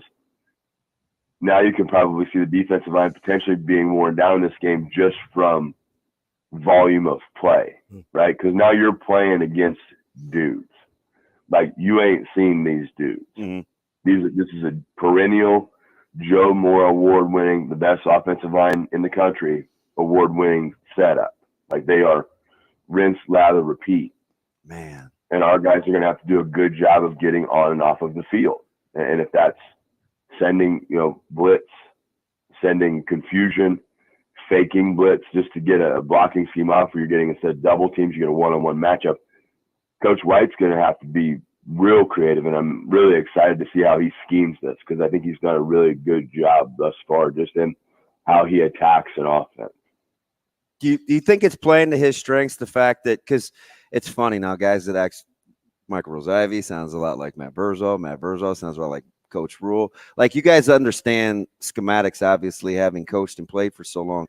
Like, would you rather be the guy that knows exactly how Michigan wants to attack and then has their little wrinkles off of that as a coach, or as a player? Are you thinking, man, this is kind of monotonous, they do this over and over and over again and they're waiting for us to break? Like, what side would you rather be on? I am a fan of the mental challenge, just having to hang job yeah, over and over and over and over again. Can I trust my teammates? And not to point fingers, but if you're doing something and it's having no success to you, but they run the compliment and have some success on somebody else's gap, that's not my pig, not my farm. My farm is secure. You got to get your farm right. I can't go try to do too much, because then they come back and hit me with the original play and then I get burned. So can I do my job, which is all I have to do. If you get 11 guys doing their job, then you can jab and you can feint and you can dance and you can stay around in the game. And the later you get into it, the more, then if a mistake by them happens, a turnover, a blocked kick, that would be cool to see. Then you get that, and now you've got some belief, but you can't have empty possessions. If you're down inside the 30 and your boy Alvano's got to make field goals, like you can't miss. So if you got to have Wizard Tuesday or whatever you do, go take your guy down there and have Wizard Tuesday. Wow. You can't miss that. It's Wizard Wednesdays. Thanks for playing, jerk. Oh, my bad. Yeah. Verse, I think we've kind of quickly forgotten, because of how the defense has performed against the rush so far this year. But that was a major concern with the 3-3-5 coming into at least the Minnesota game, generally speaking. Do you think we can learn a little bit more about the defense with Tony White? Because this is about the best version of that they'll face all year. Do you think this is a learning opportunity, or do you already think you know what the defense is? I'd say this is, I guess I would say probably a measuring stick. Okay, fair. Yeah, right? fair. Yeah. So this is the top end of it, right? This is the top end of what's in this conference where we want to get to. How much, or maybe this is better. Can we continue to get the players that we have, mirror images of those, and play against this and just go toe to toe and throw blows? Can we zero cover a center and we put 2 5s, meaning you're just head up on the center and head up on the tackles, and then let our fast run around and make plays? Or do we have to have guys that we can put in like twist stunts with, or different blitz looks where the nose guard slants to the right, both linebackers blitz to the left, just to create confusion? Like how does the scheme work? And how much really depth do we have to have in this setup to be able to slug for 4 quarters? Because I got no problem. I got no problem at all. I think there's a good, solid 2-quarter fight in this. I just don't know how much that wears on them coming into the second half, because the defensive line does not have a lot of depth. The previous regime did not leave a lot of depth on that defensive line. So can you rotate bodies around? And when your bodies go in, can they kind of keep up the standard and not fall off and start to get run over? Matt, if you talked about place kicking, I said one of my keys is that anytime Nebraska's foot hits the ball, whether it's punting, place kicking, kickoffs, right, they've got to win that portion of the special teams.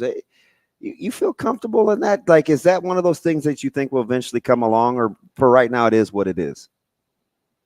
I felt real good about it until that we scored, kicked off Louisiana Tech, and they returned for a touchdown. Mm-hmm. Like, I felt okay with it. Like, you just see knowledge of it, like purpose. They're kicking the corners, they're downing balls inside. The coverage overall has been good, but it is what it is. Like, that can't be a reason. That's our guy, Matt Vrzal. We talk to him every Friday. Verz, we appreciate your time as always. Have a good weekend. All right, see you, boys. Thanks, Matty. That's our guy, Matty Vrzal, and that's all we've got for the show for you this week. I'll be back here tomorrow for the post-game spread with our guy Mike Sautter, and DB will be on the call on AM 590 ESPN Omaha. You can always find us there as well. This has been Benning and Lulla for the week.